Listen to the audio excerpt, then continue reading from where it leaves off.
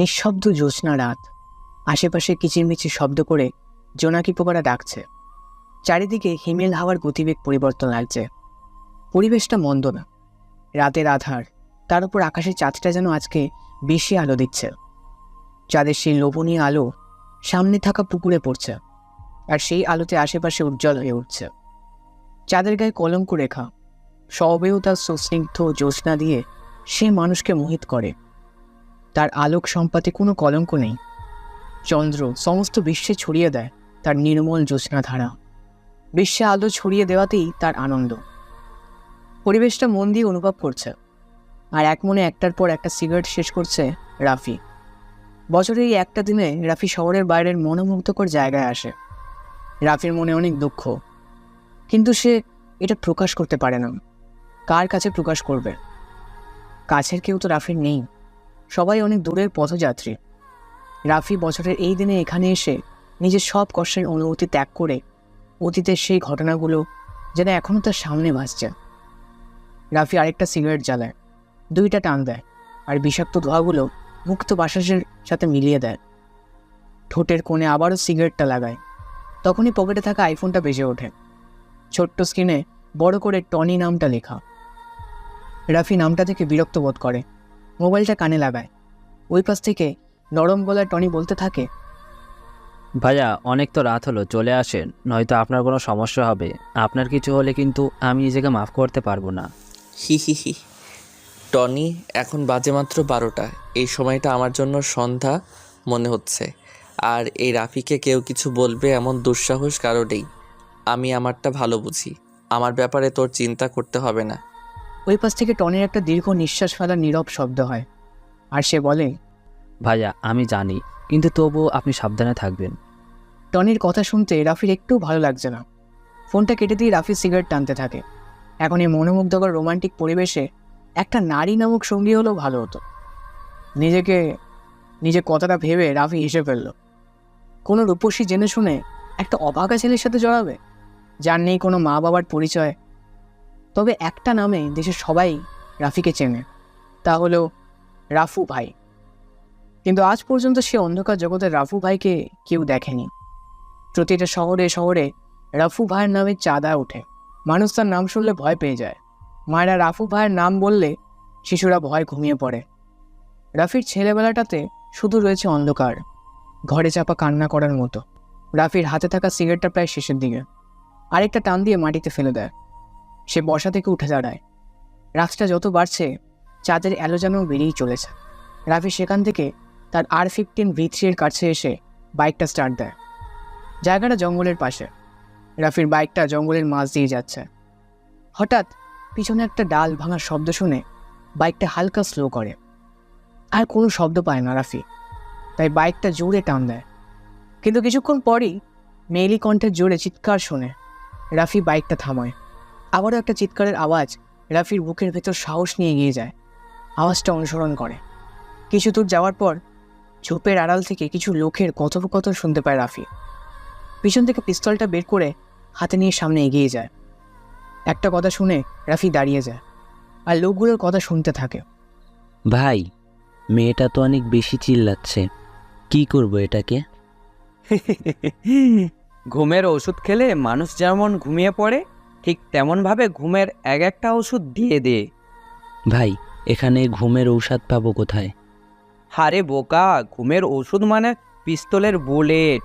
আগে আমাদের কাজ শেষ করি, তারপর একটা বুলেট খরচ করে মেয়েটাকে ফেলে চলে যাব। রাকিবের কথা শুনে নুসরাত নামের মেয়েটা ভয় পেয়ে যায়। সকালের দিকে বন্ধুদের সাথে ঘুরতে এসে নুসরাত রাস্তা হারিয়ে ফেলে, আর এই ছেলেগুলো তাকে কিডন্যাপ করে এখানে নিয়ে আসে। এতক্ষণ নুসরাত জ্ঞানহীন অবস্থায় ছিল। কিছুক্ষণ আগে যখন তার জ্ঞান ফেরে, তখন সে নিজেকে এমন খারাপ অবস্থায় দেখে জোরে চিৎকার করে ওঠে। নুসরাত ঢাকার সবচেয়ে ধনী বিজনেসম্যানের একমাত্র মেয়ে। নুসরাতের বাবা তাকে অনেক ভালোবাসে, তাই তিনি নুসরাতের সকল প্রকার আবদার পূরণ করার চেষ্টা করে। আজ বন্ধুদের সাথে ঘুরতে যাওয়ার জন্য বায়না করেছে, তাই তার বাবা নুসরাতকে অনুমতি দিয়ে দেয়। ঘুরতে এসে এমন বিপদে পড়বে বুঝতে পারেনি নুসরাত।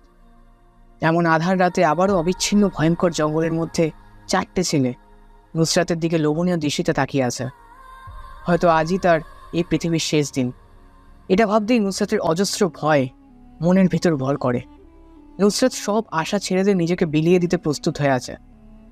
সে জানে এই গহীন অন্ধকার জঙ্গলে তাকে রক্ষা বা বাঁচানোর মতো কেউ নেই। হঠাৎ একটা ছেলে এসে নুসরাতের শরীরে হাত দেয়। নুসরাত কেঁপে ওঠে। জীবনের প্রথম কোনো ছেলে খারাপভাবে হাত দেওয়ার চেষ্টা করছে তার শরীরে। অহেতুক ছেলেগুলোকে আটকানোর কোনো মানেই হয় না। নুসরাত জানে বাধা দিলেও কোনো কাজ হবে না, তাই সে আর কোনো জোরাজুরি করে না। আরেকটা ছেলে নুসরাতের শরীরে স্পর্শ করতে যাবে, তখনই পিছন থেকে কেউ মোটা একটা শক্ত গাছের ডাল দিয়ে ছেলেটার মাথায় মারে। ছেলেটার মাথা থেকে রক্ত বের হতে থাকে। সে তার হাতে দিয়ে রক্ত বন্ধ করার চেষ্টা করে। হঠাৎ এরকম একটা আগন্তুকের আগমন বুঝতে পারছে না কেউ। তাদের যেন বিশ্বাস হচ্ছে না এত গভীর রাতে অন্ধকার এই জঙ্গলে কেউ নুসরাতকে বাঁচাতে আসবে। নুসরাত আগন্তুকটার দিকে ভালো করে লক্ষ্য করে দেখা।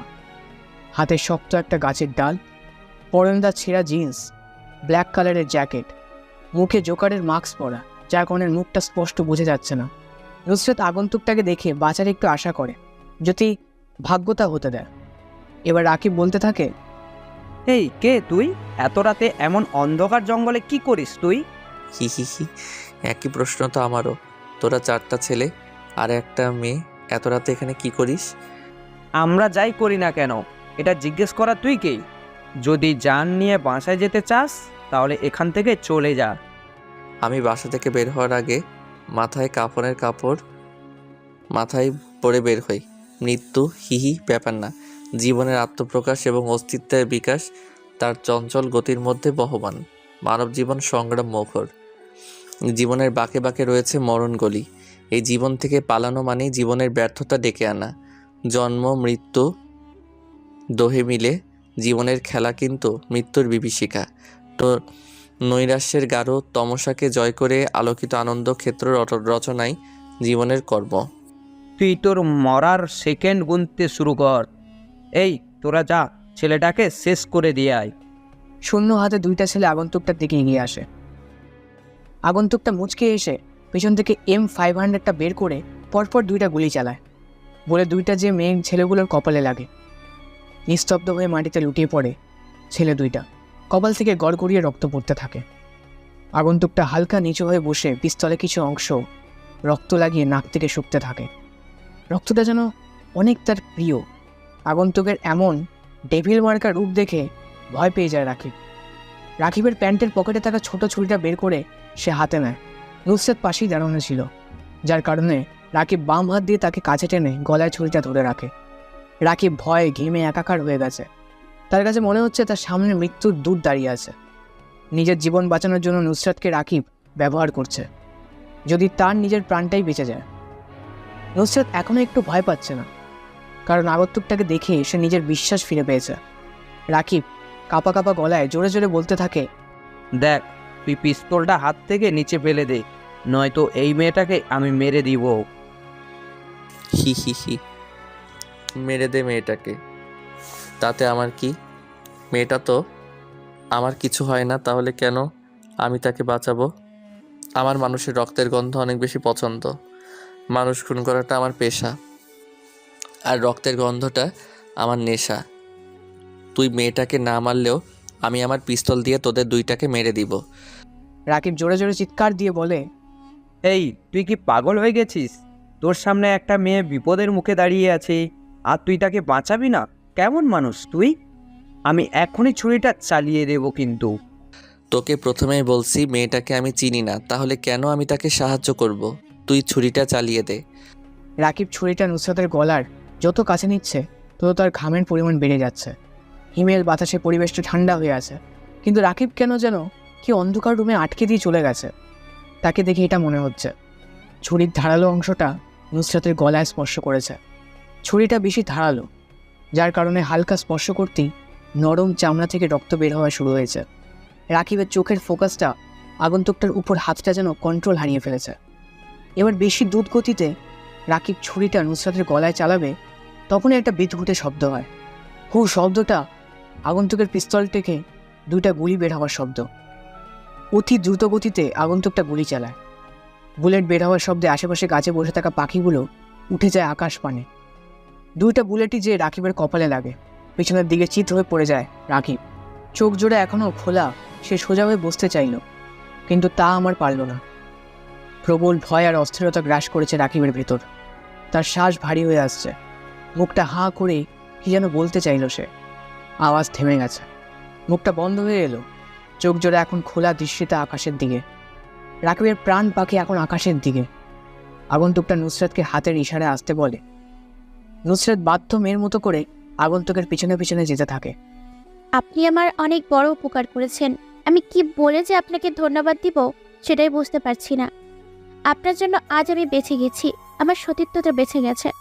আমি আপনার প্রতি চিরকৃতজ্ঞতা স্বীকার করছি।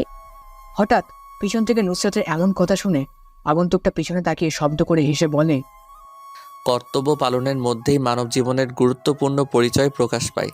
জীবনের সকল কর্মকাণ্ডের মধ্যে কর্তব্যকে অগ্রাধিকার দিতে হয়। বিশ্বজগতের কিছু দায়িত্ব সম্পাদনের জন্যেই মানুষকে সৃষ্টি করা হয়েছে।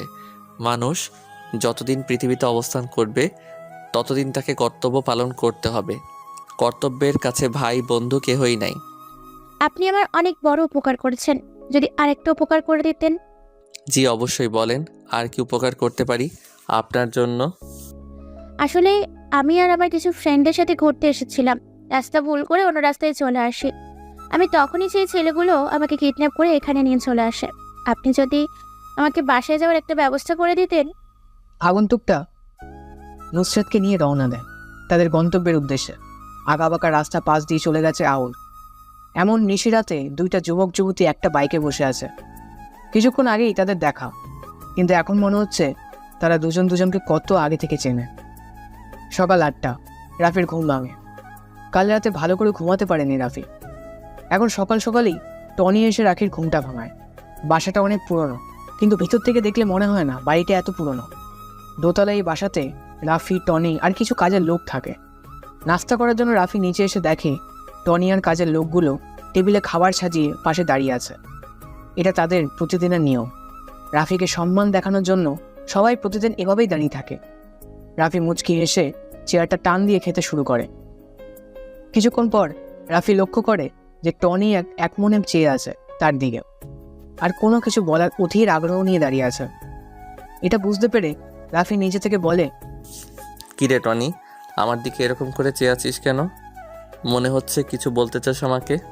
আসলে ভাইয়া, আপনি তো জানেন আমি আপনাকে অনেক সম্মান করি। আপনার অনুমতি ছাড়া কি আমি আপনাকে বলতে পারি? যদি অনুমতি দেন তাহলে বলবো। বলে ফেল, কি বলবি। তবে যেটাই বলিস না কেন সেটা যেন খারাপ কিছু না হয়।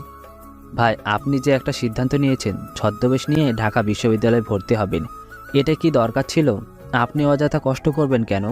আমি না হয় ছদ্মবেশ নিয়ে ভর্তি হই। রাফি কোনো কাজ করার সিদ্ধান্ত নিলে তা আগে থেকেই সাজানো হয়ে থাকে। আমি চাই না আমার আসল পরিচয় কেউ জানুক, তাই ছদ্মবেশ নিয়ে আজই ভার্সিটিতে যাব আমি। সব কিছুর ব্যবস্থা কর। রাফির খাওয়া প্রায় শেষ। টেবিল থেকে উঠে দাঁড়ায়। সে সামনে সোফার উপরে থাকা সিগারেটের প্যাকেট আর লাইটার নিয়ে উপরে উঠতে উঠতে সিগারেট জ্বালায়। সিগারেটটা নিয়ে তার রুমের ব্যালকনিতে এসে দাঁড়ায়।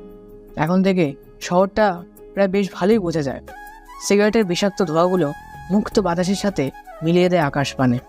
আজ যেন রৌদ্রের তাপটা একটু বেশি। ভোর থেকে সূর্যটা একটু বেশি চেয়ে আছে। সেই রোদ্দুরে ঝকমক কিরণের অসহ্যকর তাপে রাফির শরীর ঘেমে একাকার হয়ে গেছে। সেই ঘামান্ত শরীর নিয়ে ঢাকা বিশ্ববিদ্যালয় ক্যাম্পাসে প্রবেশ করে রাফি।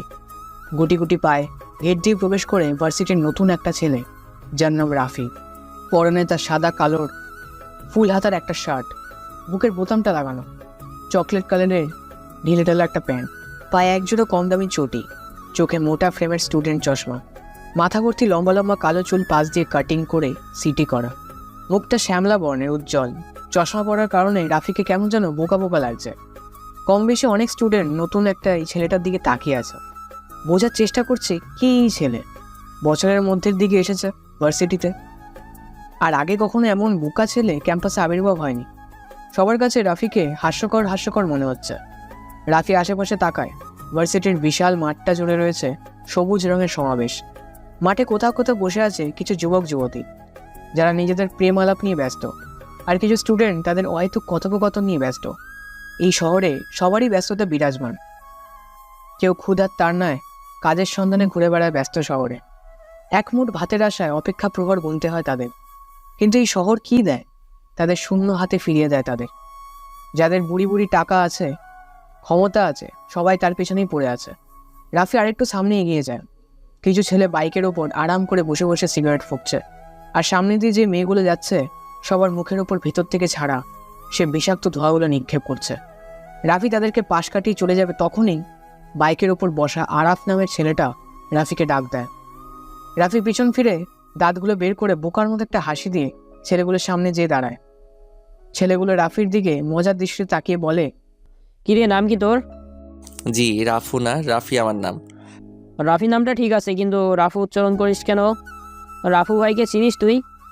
না না, হ্যাঁ, আমি কোনো রাফু ভাইকে চিনি না। কে রাফু ভাই? হা, হা, হা, হা, হা, হা, হা। তুই এমন করে আটকে আটকে কথা বলছিস কেন? মনে হয় রাফু ভাইয়ের নাম শুনে ভয় পেয়ে গিয়েছিস। এই শহরে এমন কেউ নেই যে রাফু ভাইকে না চিনে। ছোট থেকে বড় সবার জন্য রাফু নামটা আতঙ্কে প্রাকৃতিক। ভাই, আমি সত্যি কখনো রাফু নামের কাউকে চিনি না। যদি আপনি দয়া করে আমাকে রাফু ভাইয়ের একটা ছবি দেখাইতেন, তাহলে ভালো করে চিনতে পারতাম। এই দেখ সবাই কি বলে এই ছেলে, সে নাকি রাফু ভাইকে দেখবে। শালা, রাফু ভাইকে চিনতে ছবির দরকার পড়ে না, তার নামটাই যথেষ্ট। আর তুই বলছিস রাফু ভাইকে দেখবি? ভাই, আপনিও কি রাফু ভাইকে দেখেন নাই? মাদারের বাচ্চা, কতক্ষণ ধরে বলবো? রাফু ভাইকে কেউ কখনো নিজ চোখে দেখি নাই। উনি এমন একজন লোক যার সামনে 100 জন মানুষ মারা কোনো ব্যাপারই না। তার কথায় এমপি মন্ত্রী সবাই উঠে বসে। আচ্ছা, রাফু ভাই যদি আপনার সামনে আসে, তখন আপনি কি তাকে চিনতে পারবেন? এমন বোকা বোকা প্রশ্ন করিস কেন? রাফু ভাই আমার সামনে ওইটুক আসবে কেন? আর আসলেও আমি চিনতে পারবো। তার ভয়ানক আগমন, পরনে থাকে কালো রকস্টার ড্রেস, মুখে ভূতের মাস্ক, মধ্য দিয়ে কাটা যেটা দিয়ে ভাই সিগারেট টানে। আরাফের কথা শুনে রাফি মুচকি হেসে বলে, ভাই, বর্ণনা শুনে মনে হলো উনি ভয়ঙ্কর একটা মানুষ। আর আমার মনে হয় রাফু ভাইয়ের সাথে আপনার দেখা হয়ে গেছে, সেটাও আবার অনেক কাছ থেকে, কিন্তু আপনার অজান্তেই হয়ে গেছে। হা হা হা হা। তুই যে বড় একটা বোকা সেটার প্রমাণ দিয়ে দিলি। রাফু ভাই আমরা সামনে এসেছে আর আমি নিজেই জানি না? তুই যেটা ভালো জানিস। এই সিবাত, একটা সিগারেট জ্বালিয়ে রাফির কাছে দে।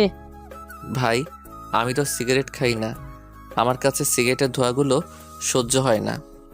রাফির এমন কথা শুনে উপস্থিত সবাই জোরে জোরে হাসতে থাকে, যার কারণে আশেপাশের অনেক স্টুডেন্টের ফোকাস রাফির দিকে।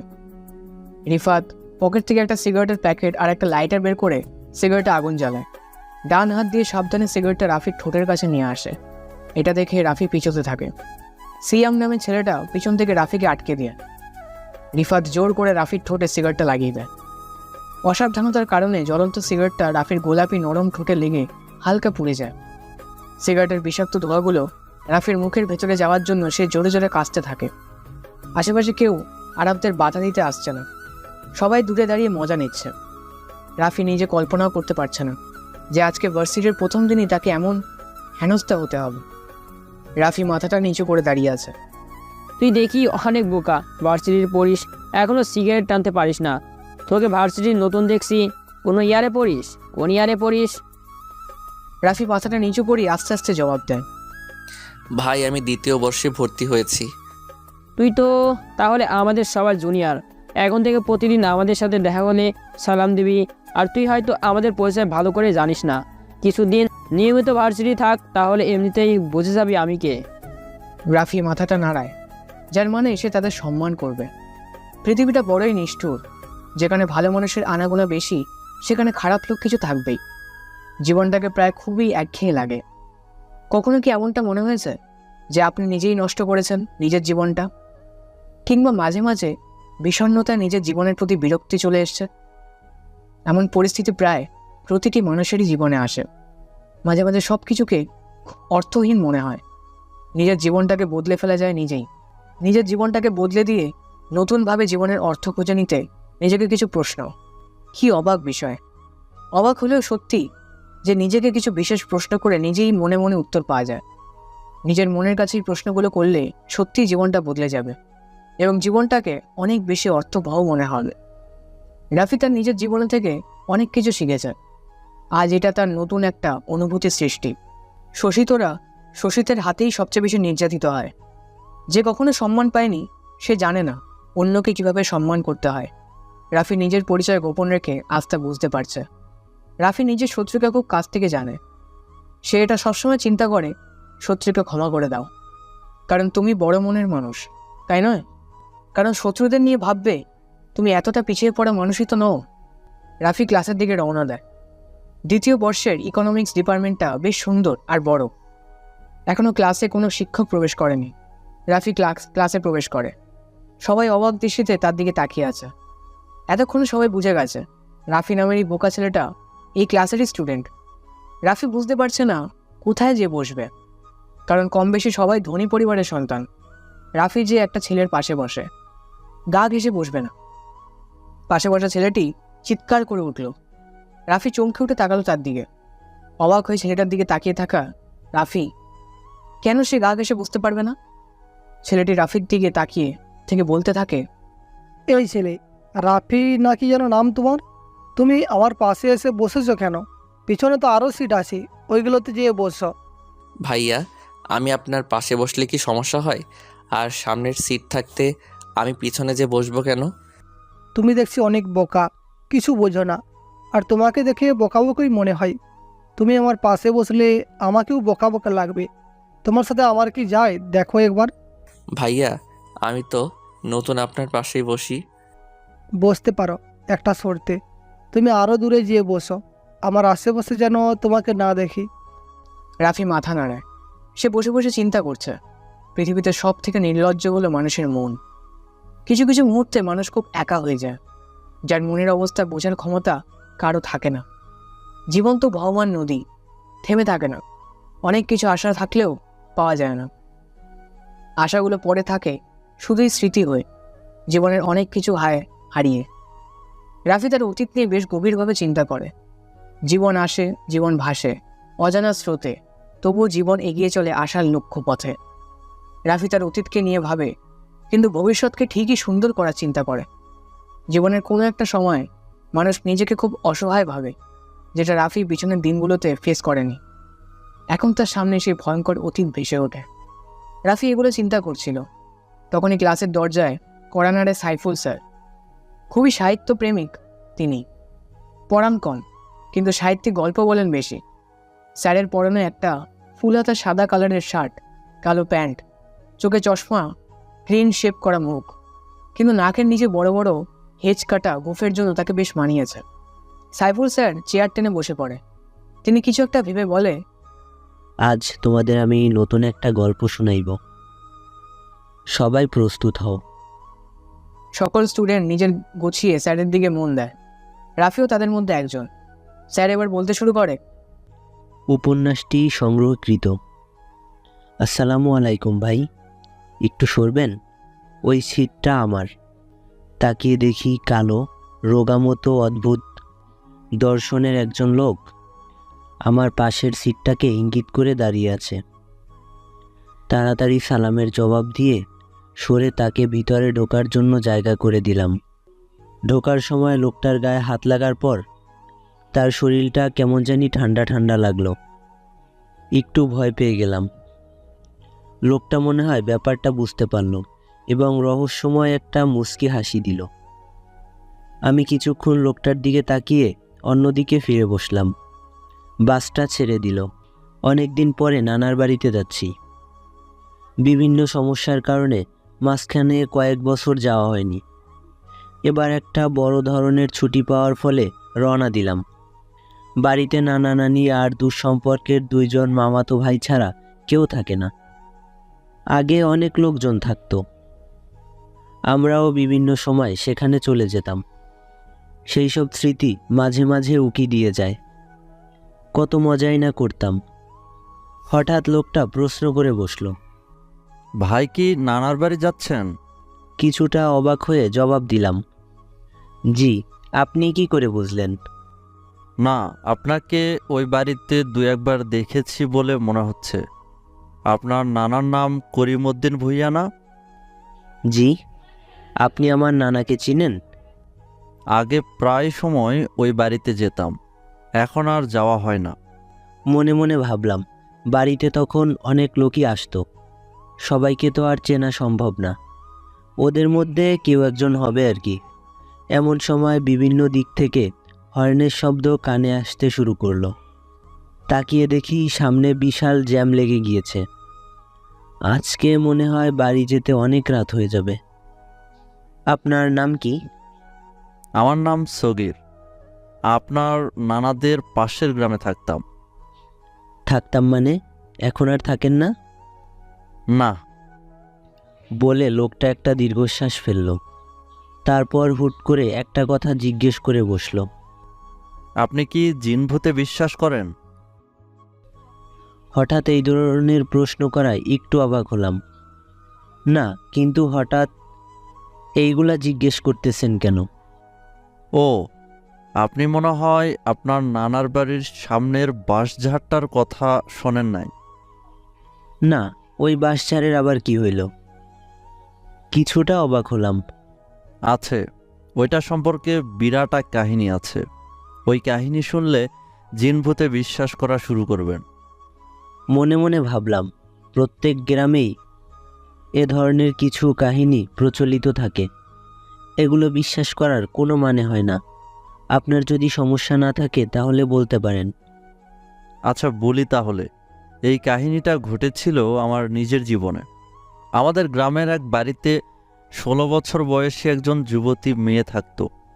বাড়িতে তার সাথে তার বাবা মা আর ছোট একটা ভাই থাকত।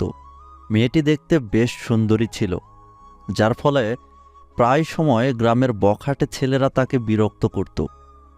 একবার অন্য গ্রাম থেকে আসা এক ছেলে তাকে প্রেমের প্রস্তাব করে, কিন্তু মেয়েটা তার প্রস্তাব ফিরিয়ে দেয়, যার ফলে ছেলেটা তাকে স্কুলে যাওয়ার পথে এবং বিভিন্ন সময় দেখা হলেই বিরক্ত করত।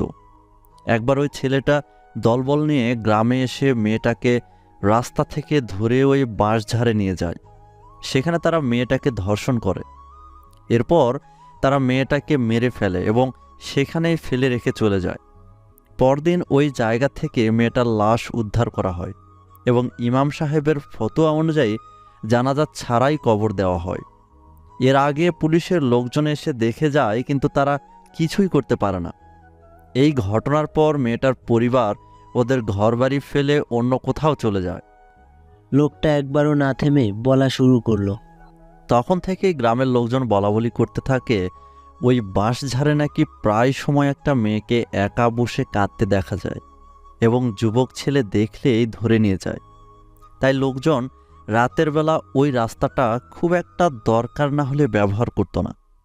আমার বয়স তখন খুব একটা বেশি ছিল না, তাই সবাই আমাকে ওই জায়গা দিয়ে চলতে নিষেধ করত, কিন্তু আমি ওসব বিষয়কে খুব একটা পাত্তা দিতাম না। এগুলোকে গুজব বলেই মনে করতাম।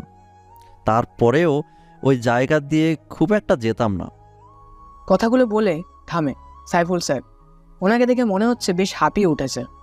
বয়স বেড়েছে, এখন বেশি কথা বললে নিজের কাছেও কেমন যেন বিরক্ত বিরক্ত লাগে। সবার দিকে চেয়ে দেখে সব স্টুডেন্ট ওনার দিকে আগ্রহের দৃষ্টিতে তাকিয়ে আছে। স্যার মুচকি এসে বলে, গল্পটা এখনো শেষ হয়নি। আজ আমি হাঁপিয়ে উঠেছি, কালকে পরেরটুকু বলবো। কথাটা বলে তিনি আর থামেন না, বেরিয়ে যায় নিজের গন্তব্যে। সকাল থেকেই ছিল সূর্যের প্রচণ্ড তেজ। দুপুরবেলা মাটিতে পা ফেলা যাচ্ছিল না। বাইরে তাকালে যেন চোখ ঝলসে যেতে চাইছিল। বিকেলের দিকে আকাশে হালকা কালো মেঘ জমতে শুরু করলো। সবাই বলাবলি করতে লাগলো এবার বৃষ্টি নামবে, কিন্তু বৃষ্টির জন্য প্রতীক্ষার অবসান আর হয় না। আবার আকাশ থেকে সরেও যায় না মেঘ। কি হবে? বৃষ্টি কি হবে? রাত বাজে 10টা। বাইরে ঝিরিঝিরি করে বৃষ্টি পড়ছে। রিমঝিম রিমঝিম বৃষ্টির একটানা শব্দে মন আচ্ছন্ন হয়ে যায়। গাছের শাখায় বাতাসের ঝাপটা কানে বাজে। রাফি কালো কালারের রেনকোটটা পরে বাইকের চাবিটা হাতে নেয়। 2 কদম এগিয়ে সামনের দিকে গেলে টনির সাথে দেখা হয় রাফির। টনিও কালো কালারের একটা রেনকোট পরে দাঁড়িয়ে আছে। দেখে মনে হচ্ছে কারো অপেক্ষা করছিল দাঁড়িয়ে। রাফি ছোট ছোট চোখ করে টনির দিকে তাকিয়ে বলে, টনি, এখানে রেনকোট পরে দাঁড়িয়ে আছিস কেন? মনে হয় কারোর জন্য অপেক্ষা করছিলি। ভাই, আজকের রাতে মিশনের জন্য রেডি হয়ে আপনার জন্য অপেক্ষা করছি, চলেন ভাই। আজকে আমি একাই মিশনে বের হব, কাউকে আসা লাগবে না। রেনকোট খুলে রেস্ট কর। ভাই, আমি অন্ততপক্ষে আপনার সাথে যাই। আপনার যদি কিছু হয় তাহলে? রাফি তার বাম হাতটা হালকা উঁচু করে বলে, টনি, আমি বেশি কথা পছন্দ করি না। আমি জানি আমার কিছু হবে না, তবে শিয়ালের মতো 1000 বছর না বেঁচে সিংহের মতো একদিন বাঁচা ভালো। রাফি কথাটা বলে সামনের দিকে এগিয়ে যায়।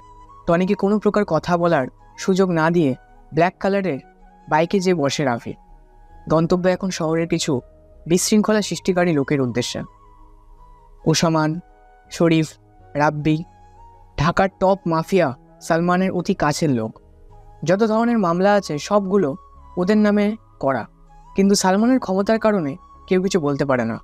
প্রতিদিন ওরা তিনজন মদ জুয়া খেলার জন্য পাশেই বড় একটা ক্যাসিনোতে যায়। আজকে মনে হয় বেশি মদ খেয়ে ফেলেছে, তাই হেলে দুলে হাঁটতে হাঁটতে বাসার উদ্দেশ্যে রওনা দেয়। হালকা হালকা ঝিরে ঝিরে বৃষ্টি পড়ছে, তাই ওরা তিনজন একটু জোরে গতিতে পা চালায়। হঠাৎ তারা দেখতে পায় রাস্তার মাঝে বাইকের ওপর আরাম করে বসে সিগারেট ফুঁকছে ওরা এক অচেনা অজানা আগন্তুক। তিনজনের মধ্যে সবচেয়ে বেশি ঝামেলা পছন্দ করে ওসামান। ওসামান একটু এগিয়ে যায় আগন্তুকের দিকে। ওসামানের শরীরটা কাক বেজা, মুখে কালো কালারের স্টাইল করা দাড়ি থেকে টুকটুক করে পানি পড়ছে। বৃষ্টির পানির জন্য সবার নেশা কেটে গেছে। ওসামান আগন্তুকের কাছাকাছি চলে এসেছে। আগন্তুকটার পরনে কালো কালারের রেনকোট, মুখে ভুতুরে কাট মাস্ক, যে অংশ দিয়ে সে নিকোটিনের ধোঁয়া ওড়াচ্ছে। আজকে ব্যস্ত শহরটা কেমন যেন নিস্তব্ধতা বিরাজ করছে। কোথাও কোথাও কোনো মানুষের আনাগোনা দেখা যাচ্ছে না। হয়তো বৃষ্টির আমেজ থাকার জন্য সবাই ঘরে অবস্থান করছে। দূর থেকে ল্যাম্পপোস্টের গোলাটে আলো দিচ্ছে পিচ ঢালা রাস্তাটা আজ বৃষ্টির পানিতে বিদঘুটে কালো আকৃতি ধারণ করেছে। আগন্তুকের হাতে থাকা সিগারেটটা শেষ হয়ে গিয়েছে। সিগারেটের না পোড়া অংশটুকু ভেজা রাস্তার উপর ফেলে দেয়।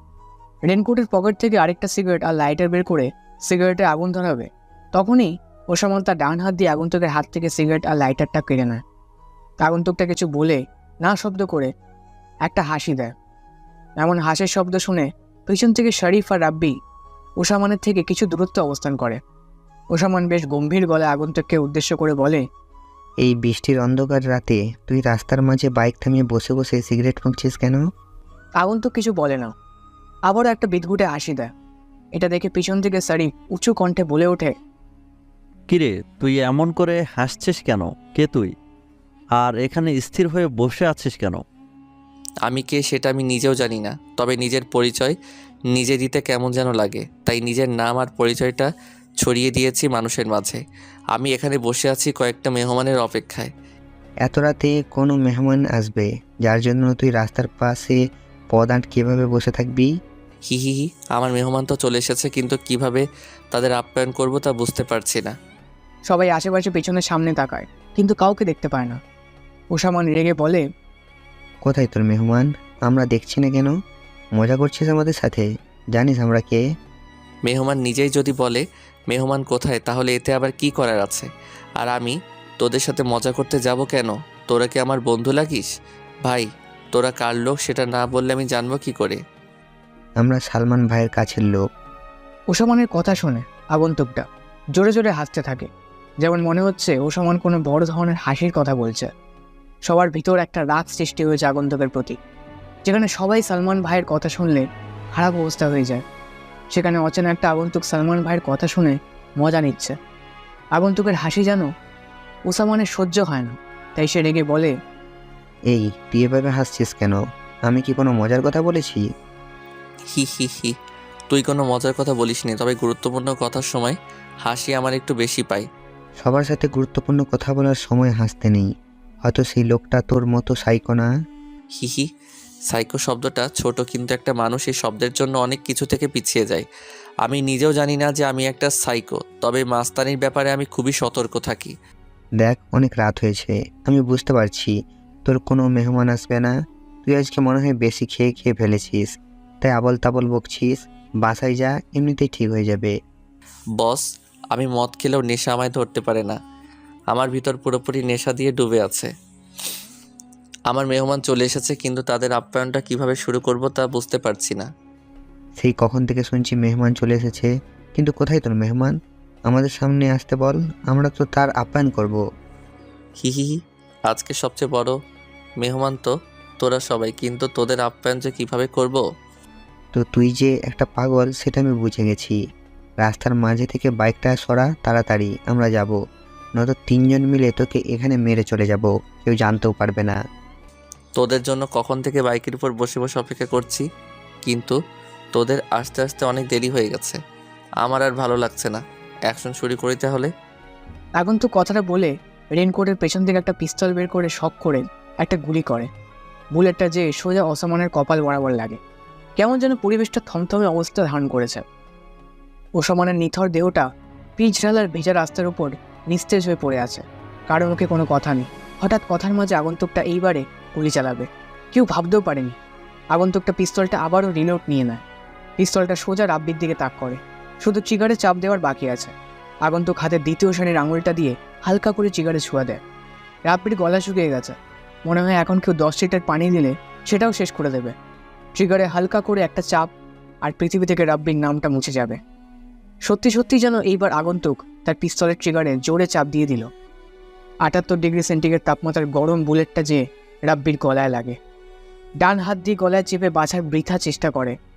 রাব্বির তার নিথর দেহটাও পিছঝালা ভেজা রাস্তায় পড়ে যায়।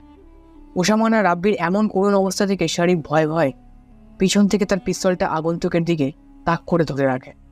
আগন্তুক সরু চোখে শরীফের দিকে তাকায়।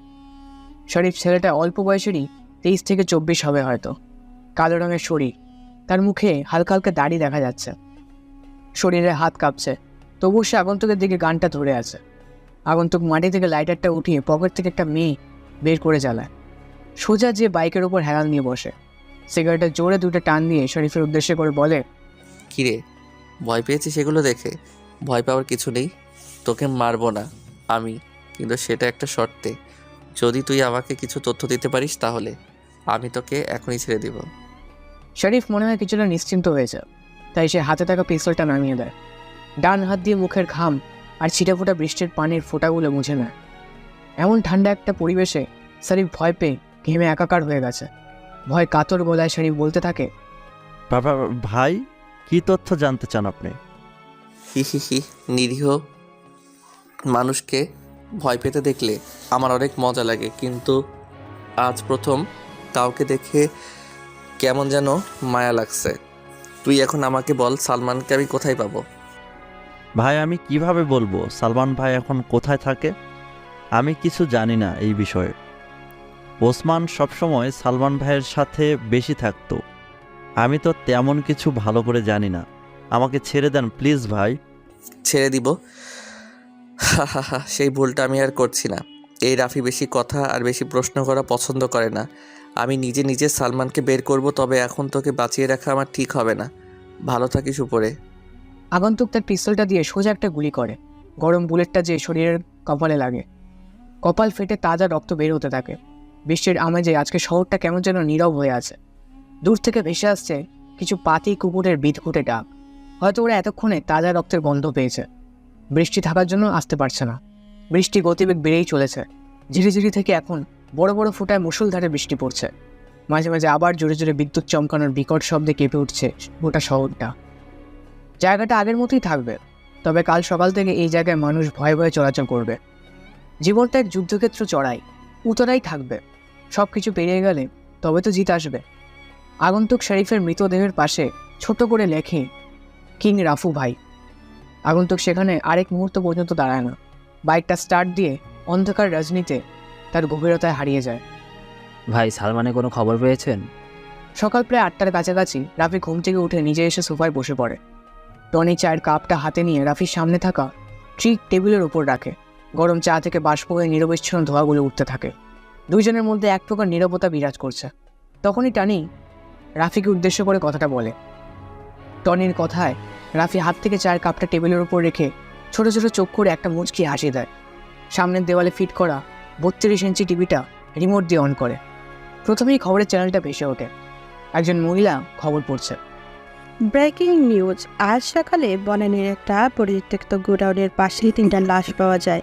পুলিশ এখনও তাদের তদন্তের কাজ চালিয়ে যাচ্ছে। তবে পুলিশের একটাই বক্তব্য, বাংলাদেশের সবচেয়ে বড় মাফিয়া লিডার রুকু ভাই এই খুনটা করেছে। কিন্তু রুকু ভাই এই শহরে এসে 3 জন লোক খুন করেছে। এটা কি সত্যি নাকি রাফু ভাই সেজে অন্য কেউ এই খুনগুলো করছে? সবাই এখন জনগণের কাছে অস্পষ্ট। আর পুলিশের কাছে ধোঁয়াশা। এখন এই পর্যন্তই। এতক্ষণ আমাদের সাথে থাকার জন্য ধন্যবাদ। টনি অবাক হয়ে তাকিয়ে আছে রাফির দিকে। টনির কাছেও কেমন যেন ধোঁয়াশা মনে হচ্ছে সব কিছু। রাফি চায়ের কাপ তার গোলাপি রঙের ঠোঁটটা লাগিয়ে আরেকটু চুমুক দেয়। টনির দিকে তাকায়। ছেলেটা রাফির জন্য অনেক চিন্তা করে। এতদিনে টনির প্রতি রাফির পূর্ণ বিশ্বাস স্থাপন হয়েছে। টনির এরকম প্রশ্নবোধক সৃষ্টিতে তাকিয়ে থাকা দেখে রাফি মুচকি এসে বলে, সালমানের খবর এখনো পাইনি, তবে আমি যখন এই শহরে এসেছি তখন তো সালমানকে মারা আমার জন্য কোনো ব্যাপার না। ভাই, টিভিতে যে দেখলাম আজকে সকালে 3টা লাশ পাওয়া গেছে। খুনগুলো কি রাফু ভাই আপনি করেছেন নাকি অন্য কেউ? কালকে রাতের মিশনটা আমি একাই শেষ করেছি, তবে মিশনে কাকে কাকে মেরেছি সেটা তোর কাছে ধোঁয়াশা হয়ে থাকলো। রাফি বাসা থেকে উঠে দাঁড়ায়। টনিকে আর কিছু বলার সুযোগ না দিয়ে উপরে চলে যায়। টনি বসে বসে ভাবছে রাফু ভাই কি সত্যিই কালকে রাতের মিশনে সেই 3টে ছেলেকে মেরেছে, নাকি তার নামধারী অন্য কেউ। কিন্তু চেতনা করতে করতে হয়তো উত্তরটা টনির কাছে বের হয়ে আসবে। প্রতিটা ছোট ছোট চা স্টলে বসে বসে কিছু লোক আজকেই সকালে লাশের সম্বন্ধে বিভিন্ন ধরনের আলোচনার কথা বলছে। সাধারণত এইসব ছোট ছোট দোকানে অনেক অনেক কথা বলে থাকে। রাফি তাদের কিছু কথা শুনে মুচকে এসে ভার্সিটির উদ্দেশ্যে রওনা দেয়। কালকে রাতে বৃষ্টি হওয়ায় রাস্তায় নিচু জায়গাগুলোতে পানি জমে গেছে। আজকে আবারও গতকালের মতো কড়াকড়িভাবে রৌদ্র উঠছে। হয়তো এটাই হওয়ার আজকে। রাফি হাঁটছে অন্যমনস্ক ভঙ্গিতে, উদ্দেশ্যহীন মানুষের মতো করে হাঁটা। অথচ রাফির একটা গন্তব্য আছে, সেটা হলো ঢাকা বিশ্ববিদ্যালয়। রাফি মাথাটা নিচু করে আগের মতোই মাঠ পেরিয়ে ক্লাসের দিকে রওনা হয়। আজকেও সেই সাফিকুল স্যারের ক্লাস। রাফি স্যারের কথাগুলো খুব মনোযোগ দিয়ে শোনে। স্যারের বলা গল্পটা রাফি কালকে অনেকক্ষণ ভাবছে, কিন্তু অনেক রহস্য হয়ে গেছে মনের গহীন অচিরে। কালের মতো আজ রাফি মধ্যের বেঞ্চের বসা ভুল করতে চায় না। শেষের দিকে ছোট একটা বেঞ্চে যেয়ে বসে সে। বেঞ্চটা জানালার পাশেই, যার কারণে বাইরে কি হচ্ছে সব কিছু স্পষ্টভাবে দেখা যাবে। রাফি জানালা দিয়ে বাইরের দিকে তাকায়। আকাশে আজকে সূর্যের তাপটা অনেকটা বেশি। কালকে বিকালের সেই অন্ধকার ভাবটা এখন কেটে গিয়ে নীল আর সাদা রং ধারণ করেছে। এই শহরে সবাই নিজের কাজে নিজে ব্যস্ত। কেউ নিজের পরিবার চালাতে বেরিয়েছে কাজের উদ্দেশ্যে, আর কিছু ধনী ব্যক্তি অফিসের জন্য বিশাল বিশাল গাড়িতে চড়ে বসে আছে। রাফি এগুলো চিন্তা করছিল, তখনই ক্লাসে সাইফুল স্যার প্রবেশ করে। আজকে স্যারের মুখে তেমন কোনো হাসি উজ্জ্বল নেই, কেমন যেন ফুসফুসুক দেখা যাচ্ছে। মনে হয় কালকে রাতে ভালো মতো ঘুম হয়নি তার। সবাই লক্ষ্য করছে বিষয়টা। রাফি নিজেও বুঝতে পারছে না কি এমন হলো এক রাতে, যার কারণে স্যারের রাতের ঘুম হারাম হয়েছে। সাইফুল স্যার নিজে স্বাভাবিক করে, ঠোঁটের কোন একটা হাসির ঝলক রেখে সবার উদ্দেশ্য করে বলে, আজকে সেই গল্পের বাকি অংশটুকু শুনবো। সবাই নিজেকে স্বাভাবিক করে বসে পড়ো। অন্য দিনের মতো আজকে স্যারের কথায় কোনো অনুভূতি হচ্ছে না। সাইফুল স্যার তো সবসময় হাসি খুশি থাকতে পছন্দ করে, কিন্তু কি হলো আজ কেউ বুঝতে পারছে না। স্যার ছোট একটা কাশি দিয়ে বাকি গল্পের অংশটুকু বলতে থাকে। এক রাতের ঘটনা এখনো পুরোপুরি মনে আছে। সে রাতে আমি বাজার করে বাড়ি ফিরছিলাম। ফেরার সময় ভাবলাম আপনার নানার বাড়ি থেকে ঘুরে যাই। তখন ওই রাস্তাটা দিয়েই রওনা দিলাম। যদিও ভূত পেতনিতে খুব একটা বিশ্বাস করতাম না, তারপরেও ওই দিন একটু ভয় ভয় করছিল। আকাশে চাঁদের আলো ছিল বলে টর্চটা জ্বালানোর প্রয়োজন বোধ করলাম না। চলার পথেই একটা কুকুর দেখতে পেলাম। কুকুরটাকে দেখেই মনে মনে একটু শান্তি পেলাম। যাক, আমি ছাড়াও একটা জীবিত প্রাণী আছে। কুকুরটাও কি ভেবে আমার পিছু পিছু আসতে শুরু করলো। তখন কিছুই বুঝি নাই, ভাবছিলাম কুকুরটা আমার বাজার করা জিনিসগুলোর লোভেই পিছে পিছে আসছে। আর কুকুরটার সাথে আছে বলে সাহসটাও একটু বেড়ে গিয়েছিল, তাই আর পাত্তা দিই নাই। কিছু দূর যাওয়ার পর যখন বাঁশঝাড়টার কাছে আসলাম, তখন হঠাৎ করে কার যেন হাসির শব্দ কানে বাজলো। এবার একটু আগ্রহ বোধ করলাম, একটু ভয় ভয়ও লাগতে শুরু করলো। ওই রাস্তা দিয়েই তো আমাকে বাড়ি যেতে হবে। এই জায়গায় এত রাতে কে হাসাহাসি করতে যাবে ভাবতেই বুকটা একটু কেঁপে উঠল। পরক্ষণেই দেখি বাঁশঝাড়টার তলায় একটা মেয়ে বসে কান্না করছে। সাথে সাথে ভয়ে পুরোপুরি জমে গেলাম। তখন খেয়াল হলো তাড়াতাড়ি এখান থেকে চলে যাওয়া উচিত, কিন্তু কিছুতেই পা নাড়াতে পারছিলাম না। মনে হলো কেউ যেন আটকে রেখেছে। কুকুরটা তখন আমার পাশে দাঁড়িয়েছিল। একটু পর লক্ষ্য করলাম মেয়েটা উঠে দাঁড়ালো এবং হাতের ইশারা দিয়ে আমাকে ডাকতে শুরু করলো। অদ্ভুত একটা আকর্ষণ অনুভব করলাম নিজের ভেতর এবং সম্মোহিতর মতো তার দিকে হাঁটতে শুরু করলাম। আমার আগমন দেখে মেয়েটা হাঁটা শুরু করলো, আমিও একইভাবে তার পিছু হাঁটতে লাগলাম। হাঁটতে হাঁটতে কত দূর পর্যন্ত গিয়েছি খেয়াল ছিল না, আসলে কোনো দিকেই খেয়াল ছিল না। মনে হচ্ছিল আমাকে সম্মোহন করে রাখা হয়েছে। একসময় একটা পরিত্যক্ত বাড়ির সামনে এসে মেয়েটা থামলো। এরপর আমাকে বাড়ির ভেতরে ঢোকার নির্দেশ দিল। আমি কিছুই বুঝে উঠতে পারছিলাম না, একটু একটু করে আগানোর চেষ্টা করলাম। এমন সময় দেখলাম একটা কুকুর কোথা থেকে যেন দৌড়ে এসে মেয়েটার উপর ঝাঁপিয়ে পড়ল। সেই কুকুরটা যেটা আমার পিছু নিয়েছিল। শুরু হয়ে গেল মেয়েটার কুকুরটার মাঝে লড়াই। কুকুরটা মেয়েটাকে আঁচড়ে কামড়ে ছিঁড়ে ফেলতে চাইছে, মেয়েটাও সমান তালে কুকুরটাকে আঘাত করছে। ততক্ষণে কিছুটা চেতনা ফিরে আসতে শুরু করলো। লড়াইটা একসময় খুব ভয়ঙ্কর হয়ে গেলে আমি আর সহ্য করতে পারলাম না, তখন জ্ঞান হারিয়ে সেখানেই শুয়ে পড়লাম। এরপর আর কিছুই মনে নেই। পরে সকাল হলে যখন ঘুম ভাঙলো তখন দেখলাম অনেকগুলো মুখ আমার দিকে ঝুঁকে রয়েছে। তাড়াতাড়ি উঠে বসার চেষ্টা করলাম, কিন্তু প্রচণ্ড দুর্বলতার কারণে উঠতে পারলাম না। কি হয়েছে বুঝে ওঠার চেষ্টা করতে লাগলাম। পরক্ষণেই গত রাতের কথা মনে পড়লো। তারপর আস্তে আস্তে সব বুঝতে পারলাম। এরপর একটু সুস্থ হওয়ার পর বাড়ির লোকজনের কাছ থেকে শুনলাম 3 দিন নাকি আমাকে খুঁজে পাওয়া যাচ্ছিল না। পরে লোকজন লাগিয়ে অনেক খোঁজাখুঁজির পর ওই মেয়েটার পরিত্যক্ত বাড়ি থেকে অজ্ঞান অবস্থায় আমাকে পাওয়া যায়। এর একদিন পর সকালে আমার জ্ঞান ফিরে আসে, আর আমি ভাবছিলাম মাত্র 1 রাত ঘুমিয়েছি। এরপর থেকেই আমার মধ্যে কিছু রহস্যময় আচরণ শুরু হয়। কী ধরনের রহস্যময় আচরণ? এবার সুযোগ পেয়ে লোকটাকে বাধা দিয়ে জিজ্ঞেস করলাম। লোকটা কোনো জবাব না দিয়ে রহস্যময় একটা হাসি উপহার দিল। বুঝতে পারলাম লোকটা এ বিষয় নিয়ে আর কিছু বলতে চায় না। এরপর লোকটার সাথে পুরো রাস্তায় আর কথা হয়নি। আমি বিষয়টার ব্যাখ্যা কী হতে পারে তা নিয়ে অনেকক্ষণ চিন্তা করতে লাগলাম, কিন্তু চিন্তা করেও কোনো ব্যাখ্যা দাঁড় করাতে পারলাম না। শেষে ভাবলাম পৃথিবীতে কত রহস্যময় ঘটনা ঘটে থাকে, সব কিছুর ব্যাখ্যা খুঁজে পাওয়া সম্ভব না। বাসটা যখন পৌঁছালো রাত 10টা বেজে গিয়েছে। রাস্তায় জ্যামের কারণে বেশি দেরি হয়ে গেছে। এত রাতে একা যেতে হবে এটা ভেবে একটু ভয় ভয় লাগলো। তখন লোকটাকে বললাম একসাথে চলেন। তিনি এক কথায় রাজি হয়ে গেলেন। একটু খটকা লাগলেও দুজন মিলে হাঁটা শুরু করলাম।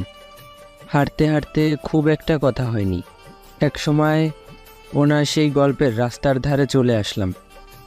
পাশে লোকটা থাকা সত্ত্বেও ভয়টা একটু বাড়তে শুরু করলো।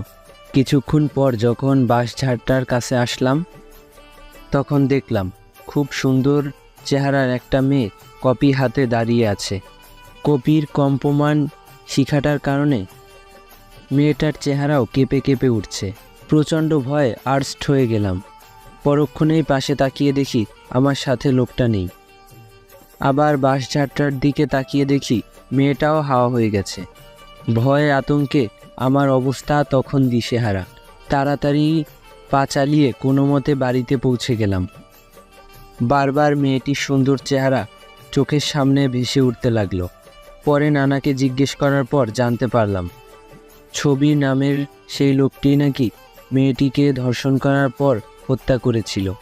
একদিন ওই পথে যাওয়ার সময় রহস্যজনকভাবে হারিয়ে গিয়েছিল। এরপর থেকে তাকে আর কোথাও খুঁজে পাওয়া যায়নি, এবং সে যে কাহিনী শোনালো তার অধিকাংশই নাকি মিথ্যা ছিল। এই সকল কথা শোনার পর বড়সড় একটা ডেক গুললাম। সেই দিন কি তাহলে একটা ভূতের সাথে এতটা পথ পাড়ি দিয়ে এসেছি? ভাবতেই কেমন একটা শিরশিরে অনুভূতি হলো। অনেক চিন্তা করেও এই ঘটনার কোনো ব্যাখ্যা খুঁজে পেলাম না। পৃথিবীতে কতই না রহস্যময় ব্যাপার ঘটে থাকে। কথাগুলো বলে থামে স্যার। আজকে ওনার কথায় তেমন কোনো রহস্যের গন্ধ আসছে না। স্যার চোখের চশমাটা ঠিক করে পেছনের দিকে তাকায়। দেখ একটা ছেলে, নামটা সাইফুল, স্যারের অজানা। ছেলেটার পরনে দামি একটা সাদা কালারের শার্ট, বুকের বোতামটা লাগানো, চোখে মোটা ফ্রেমের স্টুডেন্ট চশমা। ছেলেটার মুখমণ্ডলে রয়েছে অজস্র মায়া। ছেলেটা আর কেউ নয়, সেই রাফি। সাইফুল স্যার হাতের ইশারায় রাফিকে দাঁড়াতে বলে। রাফি দাঁত বের করে একটা হাসি দিয়ে স্যারকে বলে, স্যার আমাকে কিছু বলবেন? রাফির কথা শুনে স্যার মুচকি এসে বলে, কিছু বলার জন্যই তো দাঁড় করিয়েছি। তোমাকে নতুন দেখছি এই ক্লাসে। তা নাম কি তোমার? আমার নাম রাফি হাসান। নামটা খুব সুন্দর, কিন্তু তুমি শার্টের বুকের বোতাম লাগিয়ে রেখেছো কেন? গরম লাগছে না? হি হি হি, গরম লাগবে কেন? আমি তো মোটা মানুষ না যে আমার গরম লাগবে। রাফির এমন বোকা বোকা উত্তর শুনে স্যার চুপ হয়ে যায়। রাফি ছেলেটা ভার্সিটিতে বেশ হাসি খুশি থাকে, কিন্তু বোকা বলে কেউ রাফির সাথে মিশতে চায় না। রাফি ক্লাস থেকে বের হয়ে শহীদ মিনারের দিকে যায়। কিছু মেয়ে সেখানে বসে বসে আড্ডা দিচ্ছে, হয়তো তাদের গুরুত্বপূর্ণ কথোপকথন। রাফি এগুলো শুনতে চায় না, তাই সে গাছতলায় বসার জন্য পা বাড়ায়। তখনই কেউ পিছন থেকে মেইলি কণ্ঠে রাফিকে উদ্দেশ্য করে ডাক দেয়। কণ্ঠটা রাফির কাছে কেমন যেন পরিচিত পরিচিত মনে হচ্ছে, যেন আগেও কোথাও শুনেছে সে। রাফি পিছনে ফিরে তাকায়, 6 জন মেয়ে শহীদ মিনারে বসে আছে। রাফি পিছনে ফিরলে মেয়েগুলোর মধ্যে থেকে একটা মেয়ে হাতের ইশারায় ডাকে। রাফি আলকা অবাক হয়ে মেয়েটাকে দেখে, কারণ কোনো এক রাতে মেয়েটি বিপদে পড়েছিল আর রাফি তাকে বাঁচিয়েছে। অন্ধকার রজনীতে মেয়েটির মুখ রাফির কাছে অস্পষ্ট ছিল, কিন্তু আজকের মেয়েটার কণ্ঠ আর সেই রাতের মেয়েটার কণ্ঠ একই, চেহারায় অনেকটা মিল। রাফি মেয়েগুলোর কাছে এসে দাঁড়ায়, পরিষ্কার মাঝারি আকারের দাঁতগুলো বের করে বড় করে একটা হাসি দেয়। মেয়েগুলোর মধ্যে থেকে নুসরাত নামের মেয়েটি রাফিকে উদ্দেশ্য করে বলে, এই ছেলে, তুমি এমন বোকার মতো করে হাসছো কেন? আমাদের সামনে কি লজ্জা করছে? হি হি হি, আমি এমনই সব সময় হাসি খুশি থাকতে পছন্দ করি, তবে মেয়েদের চোখে আমার লজ্জা করে না। রাফির কণ্ঠটা নুসরাতের কাছে কেমন যেন পরিচিত পরিচিত মনে হচ্ছে, তাই সে জিজ্ঞেস করে, আচ্ছা, তোমার সাথে কি আগে কখনো আমার দেখা হয়েছে? না, আপনাকে আমি আজ জীবনের প্রথম দেখছি, আগে কখনো দেখিনি। কিন্তু হঠাৎ এটা জিজ্ঞেস করলেন কেন? তোমার কণ্ঠটা আমি আগে কোথাও শুনেছি, কিন্তু কোথায় সেটা মনে করতে পারছি না। তুমি ভার্সিটিতে নতুন নাকি? আমি ভার্সিটিতে নতুন, 2য় বর্ষ ইকোনমিক্স ডিপার্টমেন্টে। আপনি? আমি তোমার সাথেই পড়ি, কিন্তু অন্য ডিপার্টমেন্টে। রাফি কথাটা শুনে মুচকি আসে। রাফির কেমন যেন একটা অন্যরকম অনুভূতি হাতছানি দিচ্ছে। মনের ভিতর অগোছালো কিছু সুপ্ত অনুভূতিগুলো ব্যস্ত হয়ে পড়েছে।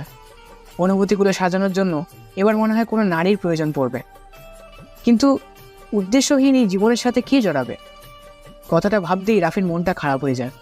নুসরাত খেয়াল করে হাসি খুশি থাকা ছেলেটা হঠাৎ মুখটা এমন কালো করে কেন গেল, তাই সে রাফিকে জিজ্ঞাসা করে, এই রাফি, তোমার মুখে এমন হঠাৎ কালো আভা এসেছে কেন?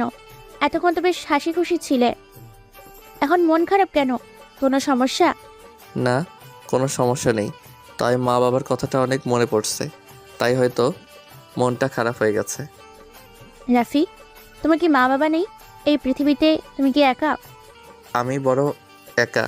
হ্যাঁ, আমি এই পৃথিবীতে বড় একটা অবহেলিত জনগোষ্ঠীর মধ্যে একজন। যখন জীবন তোমাকে কাঁদানোর 100 কারণ দেয়, জীবনে দেখাও যে তোমার হাসির 1000 কারণ আছে। তুমি কখনো মন খারাপ করে থাকবে না, এটা তোমায় মানায় না। তোমাকে শুধু হাসি উজ্জ্বল মুখেই মানায়। আমি চাই নিজেকে স্বাভাবিক রাখার জন্য, কিন্তু এই শহরের কিছু চেনা বেমানির জন্য থাকতে পারি না। সেই ভয়ঙ্কর অতীত এখন আমাকে কুড়ে কুড়ে খায়।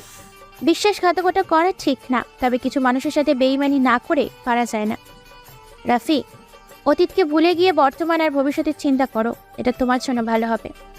নুসরাতের কথাগুলো রাফির মনটাকে আবারও উৎফুল্ল করে দেয়। রাফি আশেপাশে তাকায়, দেখে ভার্সিটির প্রায় অনেক ছেলে রাফির দিকে রাগী মুড নিয়ে তাকিয়ে আছে। ভার্সিটির সকলের ক্রাশ হচ্ছে নুসরাত।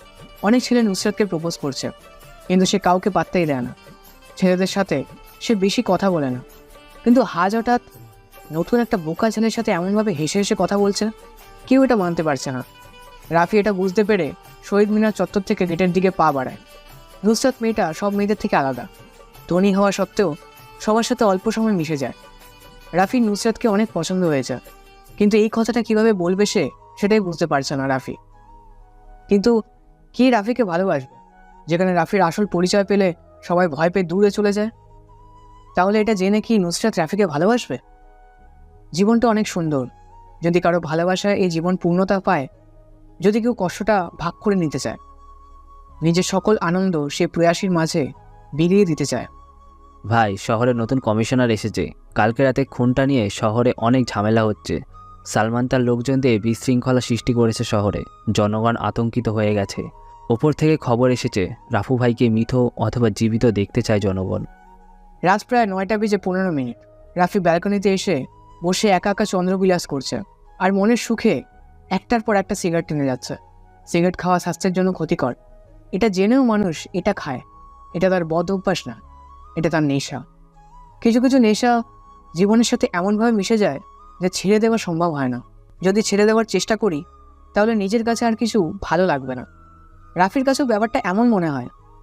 সে সিগারেট খাওয়াটা এনজয় করে, রাতের আকাশে চাঁদ দেখার মজাই আলাদা, কিন্তু একা একা চন্দ্রবিলাস করতে কেমন যেন অনুভূতিহীন লাগে। চন্দ্রবিলাস আর সিগারেট টানতে রাফি এমন ব্যস্ত যে টনি কখনো এসে তার পাশে বসেছে সেটাও খেয়াল নেই তার। টনি হালকা করে একটা শুকনো কাশি দেয়। রাফি আকাশের দিকে থেকে দৃষ্টিটা সরিয়ে টনির দিকে তাকায়। টনি মনে হয় আজকে ক্লিন শেভ দিয়েছে, যার কারণে চাঁদের আলোয় মুখটা স্পষ্ট বোঝা যাচ্ছে। ছেলেটার মুখটা অনেকটা মায়াবী, চোখ জোড়ে দুটো হালকা ঘোলাটে, যার কারণে তাকে আরও বেশি আকর্ষণীয় লাগে। রাফি জ্বলন্ত সিগারেটটা আরেকটা টান দিয়ে ধোঁয়াগুলো ছাড়তে ছাড়তে বলে, রাফু ভাইকে কখনো দেখেছে কেউ কি তার চেহারা? শুধু তার অস্তিত্বই বোঝা যায়, আর কিছু না। তাহলে কিভাবে চিন্তা করে পুলিশ রাফু ভাইকে ধরবে? ভাই আমার মনে হয় কি আপনার কিছুদিন মিশনে যাওয়া বন্ধ করে দিন। শহরের অবস্থা বেশি একটা ভালো না। প্রতিটা রাস্তায় রাস্তায় পুলিশের কড়া নজরদারি চলছে। হি হি হি, প্রত্যেকে দেখার জন্য কাজ করছে, আমি অদৃশ্য হয়ে তা করে বেড়াচ্ছি। রাফু ভাই না চাইলে তাকে দেখার ক্ষমতা কারো নেই। আমি আল্লাহ ছাড়া কাউকে ভয় পাই না, তবে মনের ভিতর একটা সংকোচ থেকে যায়, আমার কাছের লোকগুলো যেন আমার সাথে বেইমানি না করে। ভাই অনেক দিন ধরে একটা জিনিস জানার খুব আগ্রহ মনের ভিতরে উতাল পাতাল করছে। আপনি যদি অনুমতি দেন তাহলে বলবো। বল, কি জিজ্ঞেস করবি আমাকে?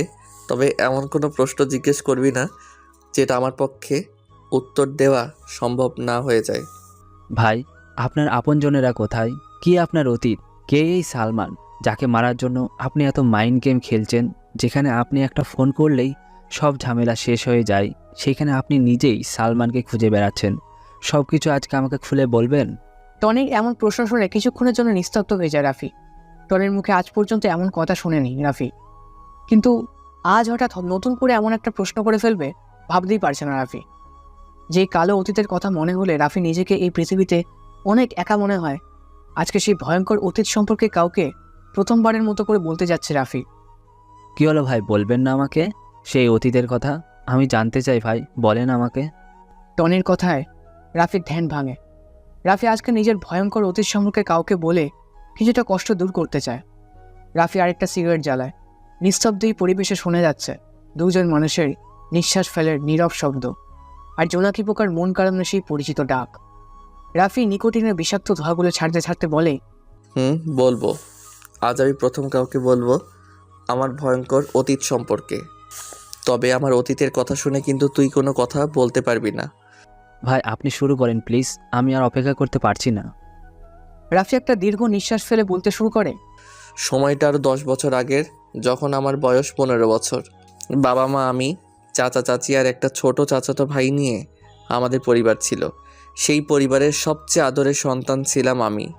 আমার বাবা আর চাচার অনেক বড় বিজনেস ছিল, শহরে অনেক নামডাক ছিল, শত্রুর কোনো অভাব ছিল না। হেসে খেলে জীবন পার হচ্ছিল আমার। কিন্তু হঠাৎ আমার সেই হাসি খুশি জীবনে নেমে আসে অন্ধকারের প্রতিচ্ছবি। রাতে বাবা মাকে জীবিত দেখে ঘুমাতে গেছি, কিন্তু সকালে ঘুম থেকে উঠে মা বাবার রক্তরঞ্জিত গলাকাটা দেহ দেখে বেশ অবাক হয়ে গিয়েছিলাম। বাকরুদ্ধ হয়ে যায় আমি, বলার মতো কিছু ছিল না আমার। অঝরে কান্না করেছি আমি।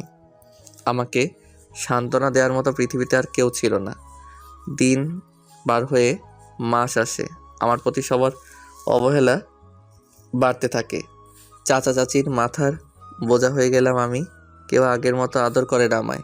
খেয়েছি নাকি খালি পেটে আছি জানার চেষ্টা করে না কেউ। জীবনটা মরুভূমির মরীচিকার মতো হয়ে গেছে। কিছুদিন এইভাবে চলতে থাকার পর আমি চাচিকে বলি, ছোটো মা, তোমরা সবাই আগের মতো আর আদর করো না কেন? আমার সাথে তেমন ভালো করে কথাও বলো না কেন? কি বলবো তোর সাথে? এমনিতেই আমাদের মাথার উপর বসে বসে ঘরের অন্ন নষ্ট করছিস, কোনো কিছু করিস না, সারাদিন ঘরে বসে থাকিস মা বাবার ছবি নিয়ে। এখন থেকে যদি প্রতিদিন খেতে হয় তাহলেই ঘরের কাজের লোকের সাথে কাজ করে খাবি, নয়তো কাল থেকেই তোর খাওয়া বন্ধ। ছোটো মা, ঘরের কাজ করার জন্য তো অনেক কাজের লোক আছে, তাহলে আমাকে আবার কাজ করে খেতে হবে কেন? ঘরের কাজের লোকের বেতন কি তুই দিবি? কালকে থেকে বাড়িতে কাজের লোক করানো হবে। দুইজনের কাজ তুই একা করবি, এটাই আমার শেষ কথা। ছোটো মায়ের কথা শুনে কি বলবো বুঝতে পারছি না। বেশ অসহায় দৃষ্টিতে তাকিয়েছিলাম আমি। এই কি সেই ছোটো মা যে আমাকে প্রতিবেলা নিজ হাতে খাইয়ে দিত? আমার যেন এগুলো কিছুই বিশ্বাস হচ্ছে না। মনের ভিতরে একটা রাগ সৃষ্টি হয়। তাদের প্রতি বেঁচে থাকার জন্য আমায় কষ্ট করতে হবে, তাই প্রতিদিন ঘরের কাজ করতাম। কাজের লোকের থেকে বেশি কাজ করাতো আমাকে দিয়ে।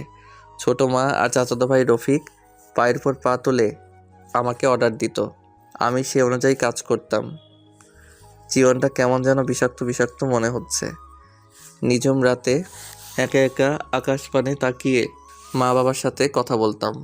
কেন তারা আমায় এই অভিশপ্ত দুনিয়ায় একা রেখে চলে গেছে? আমাকে কেন নিয়ে গেল না? চার দেয়ালের বদ্ধ রুমটায় নিজের কান্নাগুলো শোনার মতো কেউ ছিল না। জীবনে কখনো কারোর উপর খুব বেশি নির্ভর হওয়া ঠিক না, কারণ অন্ধকারে নিজের ছায়াও নিজেকে ছেড়ে চলে যায়। আমার কান্নার শব্দ কাউকে ব্যথিত করেনি। আমার মৃত্যুর সংবাদে ওরা কখনোই ব্যথিত হবে না। অনেকবার ভেবেছিলাম চলে যাব এই অবহেলিত পৃথিবী থেকে, কিন্তু নিজেকে শক্ত করেছি। মা বাবা মারা যাওয়ার 6 মাস পর আমার জীবনে সবচেয়ে বড় একটা কালো অধ্যায়ের সূচনা ঘটে। সেদিন আমার খুব জ্বর ছিল, বিছানা থেকে ওঠার ক্ষমতা আমার ছিল না। আমাকে সেবা যত্ন করার কেউ নেই। এই পৃথিবীতে আমি সেদিন ছিলাম অনেক একা। ছোটো মা চিৎকার করে করে আমাকে ডাকছে। আমি এই জ্বর নিয়ে কীভাবে নিচে যাব বুঝতে পারছি না। অনেক কষ্ট করে সিঁড়ি বেয়ে বেয়ে নিচে যাই। আমার অবস্থা তেমন ভালো না। ছোটো মায়ের সামনে যে বলি, ছোটো মা আমাকে এইভাবে ডাকছিলে কেন? কোনো কিছুর প্রয়োজন? ছোট আব্বু সোফার উপর আরাম করে গম্ভীর মুখ হয়ে বসে আছে আর আমার দিকে রাগী দৃষ্টিতে তাকিয়ে আছে। ছোটো মা আমার কাছে এসে আমার চুলগুলো ধরে জোরে টান দিয়ে বলতে থাকে, রাফি, টাকাগুলো কোথায় লুকিয়েছিস সেটা বল। তুই আমাকে এখনো ভালো করে চিনতে পারিসনি। আমি টাকার জন্য তোকে মেরে ফেলতে 1 মিনিটও দেরি করব না। বল, টাকাগুলো কোথায় রেখেছিস? আমি বুঝতে পারছি না ছোটো মা কোন টাকার কথা বলছে, তাই আমি অবাক হয়ে জিজ্ঞেস করি, ছোটো মা কোন টাকার কথা বলছো তুমি? আমি কোনো টাকা লুকিয়ে রাখিনি। মিথ্যা বলছিস কেন তুই? আমার আলমারি থেকে 10 লক্ষ টাকা তাহলে কে নিয়েছে? তুই ছাড়া আর কেউ তো আমার রুম পরিষ্কার করতে যায় না। এটাই শেষ সুযোগ, বলে দে টাকাগুলো কোথায়। এরপর আমি যা করব তুই তা কল্পনাও করতে পারবি না। ছোটো মা, আমি তোমার আলমারি থেকে কোনো টাকা চুরি করিনি, বিশ্বাস করো আমাকে। সেদিন আমার কথা কেউ বিশ্বাস করেনি, শুনেনি আমার ব্যথায় কুকড়ে ওঠা সেই মায়াবী কান্না। চাচা আর চাচি মিলে অনেক মেরেছে আমায়, মুখ দিয়ে রক্ত বের হয়েছিল আমার। চাচা ফোন দিয়ে পুলিশের হাতে উঠিয়ে দেয় আমাকে, মিথ্যা অপবাদ দিয়ে বের করে দেয় আমাকে আমার নিজের বাসা থেকে। শেষবারের মতো পিছনে ফিরে দেখে নেই আমার সেই স্বপ্নের হাসি খেলা বাড়িটা, যেখানে ছোট থেকে বড় হয়েছি। আজ সেখান থেকে মিথ্যে অপবাদ মাথায় নিয়ে বেরিয়ে যাচ্ছি। পুলিশ অফিসাররা যখন বাসায় গেট পেরিয়ে যাবে, তখনই আমাদের বাসার পুরনো কর্মচারী করিম চাচা দৌড়ে আসে আমার কাছে। চাচাকে দেখে কান্না করে দেই আমি। আমাকে অনেক আদর করতো উনি। আমার কাছে এসে করিম চাচা কানে কানে বলতে থাকে, তোমার বাবা মাকে মেরেছে তোমার ছোট মায়ের আপন ভাই সালমান, আর টাকাটাও চুরি করেছে সে। জীবন অনেক বড় হবে, তুমি মা বাবার খুনের বদলা নিতে হবে তোমায়। এখানেই শেষ নয়, এখান থেকে তোমার জীবনের পথ শুরু। ভালো থেকো। করিম চাচার কথা শুনে সেদিন আমি খুব হেসেছি। পাগল হইনি, তবে সাইকো হয়ে গিয়েছিলাম আমি। মনের ভিতর অনেক কষ্ট চাপা পড়ে গিয়েছে আমার। মনে মনে একটাই নাম জপেছি আমি, সালমান। দুনিয়ার যেখানে সে থাকুক তাকে খুঁজে বের করে নিজ হাতে তাকে মারব, এটাই টার্গেট আমার। একটাই লক্ষ্য, একটাই স্বপ্ন, সালমান ভাই। জেলে অনেক মানুষের সাথে পরিচয় হয় আমার। কেউ কেউ ছোট ছোট গ্যাংয়ের লিডার, আবার কেউ ছিল লিডারের কাছের লোক। 4 বছর পর জেল থেকে বের হই, মুখে দাড়ি দিয়ে আবৃত হয়ে যাই। 4 বছর পর নিজেকে নিজে দেখে চিনতে পারছিলাম না আমি। কোথায় ছিল সুন্দর সেই শৈশব, আর আজ জেল থেকে বের হওয়া একটা আসামি আমি। লাল রক্ত চোখে জীবনের প্রথম হাতে পিস্তল নেই। প্রথম দিকে অনেক ভয় পেতাম, কিন্তু লাইফে ভয় পেলে শুধু সময় নষ্ট। জানি আমাকে মরতে হবে, তাহলে কেন ভয় পেয়ে পিছিয়ে যাব? হয়ে যায় অদৃশ্য মাস্তান। সালমানের খোঁজ করে জানতে পারি ঢাকার ডন হয়ে যায় সে। সালমানকে ধরতে হলে তার চেয়ে বড় কিছু হতে হবে আমায়। শুরু করি মাস্তানি। সারা দেশ ছড়িয়ে যায় রাফু ভাই রাফু ভাই, কিন্তু এখনও সেই রাফু ভাইয়ের চেহারা সবার কাছে রহস্যময়ী।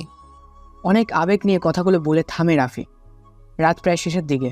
দূর থেকে শোনা যাচ্ছে মসজিদে দেওয়া মুয়াজ্জিনের ফজরের আজান। আজকে রাফি মসজিদে যাবে। অনেক দিন যাবৎ নামাজ পড়া হয় না। শরীর থেকে শার্টটা খুলে কালো একটা পাঞ্জাবি পরে নেয় সে। মাথায় টুপিটা লাগিয়ে রওনা দেয় মসজিদের উদ্দেশ্যে। নুসরাত দেখ, কালকের বোকা ছেলেটা কি যেন নাম? ও রাফি, আজকে নতুন গেট আপ নিয়ে আসছে। মিমের কথা শুনে সবাই ক্যাম্পাসের গেটের দিকে তাকায়।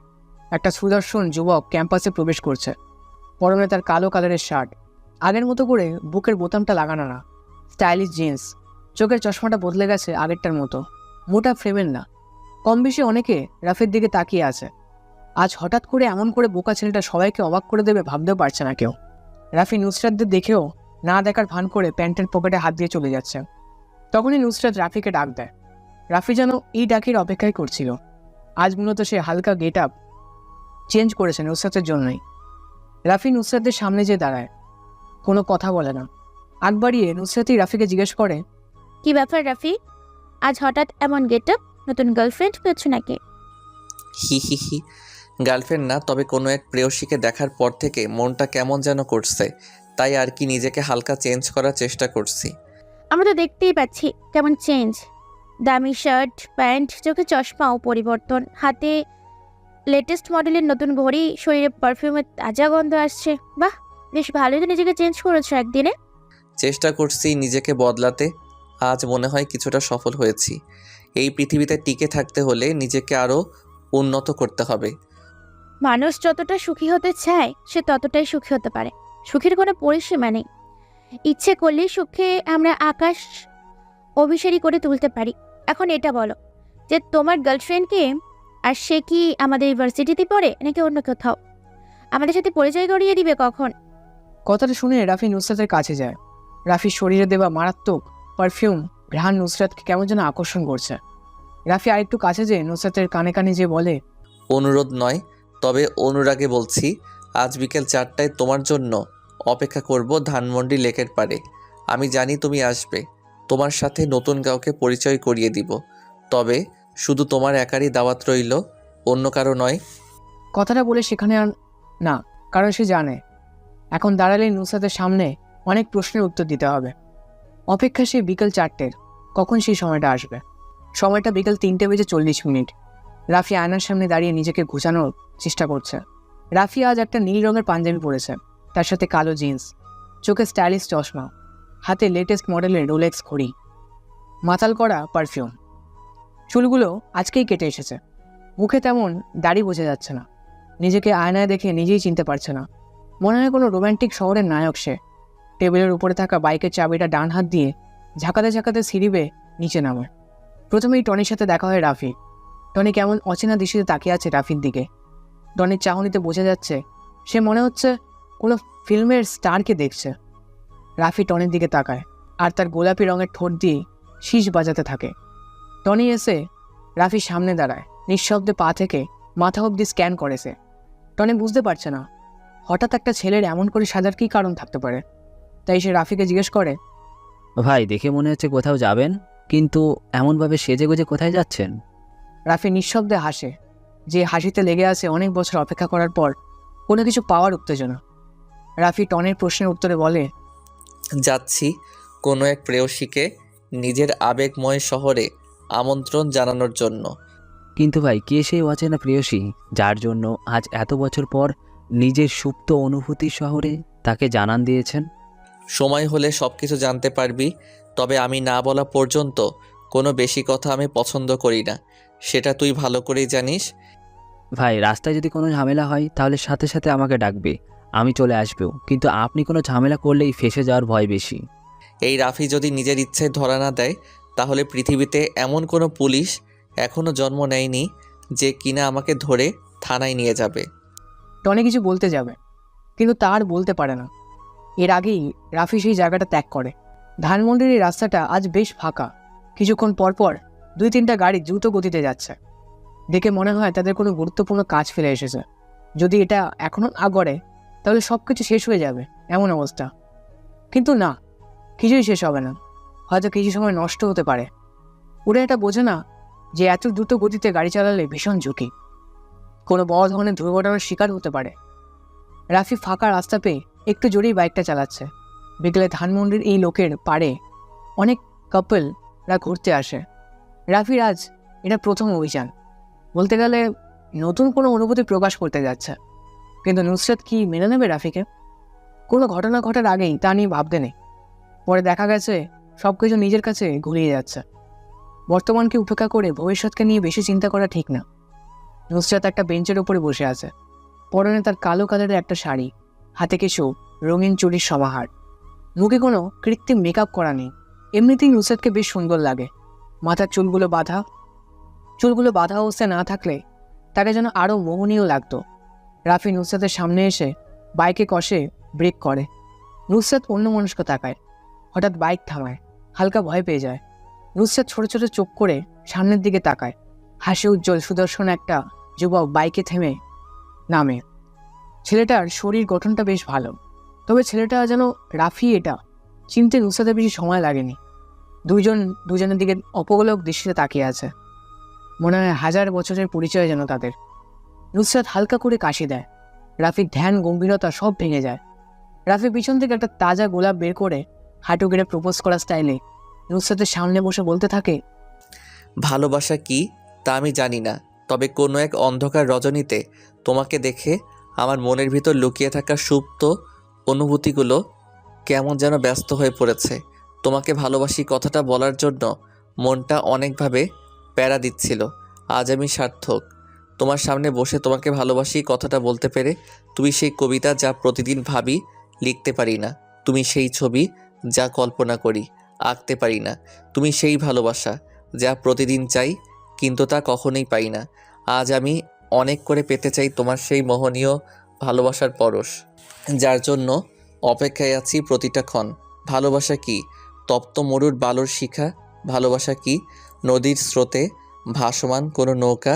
ভালোবাসা কি ভেসে আসা কোনো সুখের ভেলা? ভালোবাসা কি দুঃখের মাঝে হাসি মিশ্রিত কান্না? ভালোবাসা কি কোনো এক অজানা ঠিকানা?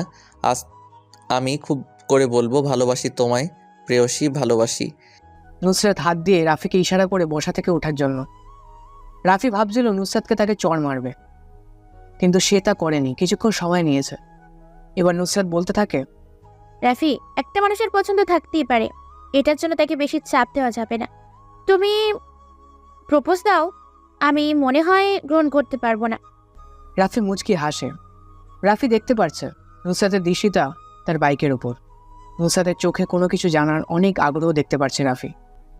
কী কারণে আমার প্রেম নিবেদনটা তুমি গ্রহণ করতে না, সেটা কি আমি জানতে পারি? অবশ্যই। ছেলেদের প্রতি আমার তেমন কোনো আগ্রহ নেই, তবে একটা ছেলেকে দেখে আমার সেই ধারণাটা পাল্টে যায়। কারণ আমার জীবনে কোনো এক করুণ মুহূর্তে সেই ছেলেটা এসে আমাকে বাঁচায়। সেই দিন থেকে আমার মনের এক জায়গা তার জন্য বরাদ্দ হয়ে গেছে। রাফি এবার একটু শব্দ করে হেসে বলে, আচ্ছা নুসরাত, সেই ছেলেটা কি তোমাকে কোনো এক অন্ধকার জঙ্গল থেকে মানুষ নামের পশুর হাত থেকে রক্ষা করেছিল? হ্যাঁ হ্যাঁ, কিন্তু তুমি এটা কি করে জানলে? এই ঘটনা তো আমি আর ছাড়া তেমন কাউকে বলিনি। তুমি এটা কিভাবে জানলে সেটা আমাকে বলো। রাফি কিছু বলে না। ঠোঁটের কোণে রহস্যময় হাসি রেখে লোকের পাড়ে নিঃশব্দে হাঁটতে থাকে। পিছনে পিছনে যে নুসরাত আসছে সেটা রাফি বেশ ভালোই বুঝতে পারছে। কি হলো রাফি, কিছু বলছো না কেন? এমন করে হঠাৎ চুপ হয়ে গেলে কেন? নুসরাত, আমার বাইকটা দেখে কি তোমার চেনা চেনা লাগছে? দেখো তো ভালো করে, কোথাও এমন বাইক দেখেছো কিনা? আমি বেশ কিছুক্ষণ ধরে তোমার বাইকের ওপর লক্ষ্য করেছি। আমাকে সেই রাতে যে আগন্তুকটা বাঁচিয়েছে তার বাইকটাও দেখতে তোমার বাইকের মতো। হি হি হি, সেই অজানা আগন্তুকটা যদি আমি হই তাহলে কি মন্দ হবে? মানে কি বলতে চাচ্ছ সেটা ক্লিয়ার করে বুঝিয়ে বলো আমাকে। সেই দিন রাতে আমি চন্দ্রবিলাস করতে করতে জঙ্গলের পাশে একটা বড় পুকুর পাড়ে বসেছিলাম। বাইক দিয়ে যখন আমি জঙ্গলের মাঝপথ দিয়ে চলে আসব, তখন একটা মেয়ের আতঙ্কের চিৎকার শোনা, সেই দিকে এগিয়ে যাই। বাকিটা মনে হয় আমার আর কিছু বলার নেই। রাফি কথাটা বলে দীর্ঘ নিঃশ্বাস ফেলে। নুসরাতের কাছে যেন কথাটা বিশ্বাসই হচ্ছে না। খুশিতে আত্মহারা হয়ে গেছে সে। অনেক দিন ধরে খোঁজ করা সেই রাজকুমারকে পেয়ে গেছে। নুসরাত যে রাফিকে পেছন দিয়ে আঁকড়ে ধরে। রাফি পিছনে ফিরে তাকায়। নিজের কাছেও বিশ্বাস হচ্ছে না নুসরাত তাকে জড়িয়ে ধরে আছে। এই শহর রাফিকে আজ অনেক বড় একটা উপহার দিয়েছে। অবহেলিত শহর তাকে পৃথিবীতে বাঁচার জন্য একটা অক্সিজেনের ব্যবস্থা করে দিয়েছে। আজ রাফি অনেক খুশি। এলোমেলো জীবনটাকে গোছানোর সময় চলে এসেছে। নুসরাতকে বাইরের পেছনে বসিয়ে বাইকটা স্টার্ট দেয়। আজ ওরা দুইজন এই ব্যস্ত শহরটাকে মাখিয়ে দেবে তাদের ভালোবাসার রং দিয়ে। সময়টা রাত 10টার কাছাকাছি। সালমান নিজের আস্তানায় অবস্থান করছে। পায়ের ওপর পা তুলে সোফায় বসে সিগারেট টানছে সে। অনেক চিন্তা হ্রাস করছে তাকে। রাফু ভাই শহরে আগমন করছে, এটাই তার বড় চিন্তা। রাফু ভাই যে কতটা ভয়ঙ্কর সেটা সম্পর্কে সালমানের ভালোই ধারণা আছে। সালমান বসে বসে যখনই এগুলো চিন্তা করছিল তখন রাহাত সামনে এসে দাঁড়ায় আর বলতে থাকে, ভাই, সেদিন শরীফ, ওসমান আর রাব্বিকে রাফু ভাই নিজ হাতে খুন করেছে। এখন তার সবচেয়ে বড় টার্গেট হলেন আপনি। কিছুদিন আপনাকে সাবধানে থাকতে হবে। কোনোভাবে আপনার খোঁজ পেয়ে গেলে শেষ করে দিবে সব। কথাটা শুনে সালমান বসা থেকে উঠে দাঁড়ায়। হাত থেকে সিগারেটটা ফেলে মদের গ্লাসটা হাতে নিয়ে তা খেতে থাকে। এখন মনে হয় সালমানকে মদের নেশায় ধরেছে। টেবিলের উপর থেকে পিস্তলটা নিয়ে কিছুক্ষণ নাড়াচাড়া করে সামনের কাছে পরপর 2টা গুলি করে। নাক দিয়ে পিস্তলের গন্ধটা শুকতে থাকে। রাহাত জানে সালমান বেশি টেনশনে থাকলে এমনটাই কিছু করে। নেশাগ্রস্ত গলায় রাহাতকে উদ্দেশ্য করে বলে, রাফু আমার কিছু করতে পারবে না। আমি নিজ হাতে ওই রাফুকে মারবো, নয়তো আমার শান্তি হবে না। নিজ হাতে কিভাবে রাফু ভাইকে মারবেন? আমরা তো এখনো পর্যন্ত তার চেহারাও দেখতে পাইনি। তাহলে কিভাবে রাফুর কাছে যাব? সে তো অদৃশ্য মাস্তান হয়ে মিশনে বের হয়। আছে আছে, এমনি একজন আছে যে রাফুকে অনেক কাছ থেকে দেখেছে। কে সে, যে ভয়ানক রাফু ভাইয়ের মতন মাস্তানের সম্মুখীন হয়েছে? রাফুর অনেক কাছের লোক আর অতি বিশ্বাসের একটা ছেলে। আমাকে রাফুর সামনে নিয়ে যাবে। রাফু ভাইকে সামনে থেকে মারা যাবে না, পিছন থেকে মারতে হবে। কিন্তু ভাই, আমি একটা ব্যাপার বুঝতে পারছি না, যে রাফুর সাথে সে কেনই বেইমানি করবে। টাকা টাকা, পৃথিবীর সব বিশ্বাস, বন্ধুত্ব আরও যা আছে সব কিছু এই জিনিসটা দিয়ে কিনে নেওয়া যায়। আমি টাকা দিয়ে কিনে নিয়েছি তাকে। রাফুর সব খবর সে আমাকে দিবে। রাহাত ভেবে পায় না কে সেই ব্যক্তি রাফু ভাইয়ের মতো ভয়ানক মাস্তানের সাথে বেইমানি করবে। আজকে রাতের চন্দ্রটা কেমন যেন আলো দিচ্ছে, অন্য দিনের চেয়ে অনেকটা আলাদা। এমন চাঁদের আলো অনেক বছর পর পর দেখা যায়। বিজ্ঞানীদের মতে এই সময় চাঁদ পৃথিবীর অনেকটা কাছে চলে আসে। আগে কখনো এমন আলো দিতে দেখিনি রাফি। রাস্তার পাশে থাকা ছোট্ট ছোট্ট চা, পান, সিগারেট বিক্রি হয়। দোকানগুলো এখনো বন্ধ করেনি। হয়তো আজ বিক্রি বাটা অন্য দিনের চেয়ে বেশি হচ্ছে। আর হবে নাই বা কেন? আজ আকাশে এমন একটা চাঁদ উঠেছে, শহরের অনেক মানুষ রাস্তা দিয়ে হাঁটবে আর মনোমুগ্ধকর সেই চন্দ্র বিলাস করবে। রাফি রাস্তার পাশে ছোট দোকানে যায়। 3টে ছেলে বসে বসে চা খাচ্ছে। বয়স তেমন হবে না, 24 থেকে 25। রাফি ভালো করে লক্ষ্য করে দেখে 2টা ছেলের বাম হাতে জ্বলন্ত সিগারেট। রাফি 2 প্যাকেটে বেনসেল সিগারেট নেয়। 3টে ছেলেই অবাক হয়ে যায় রাফির কাণ্ড দেখে।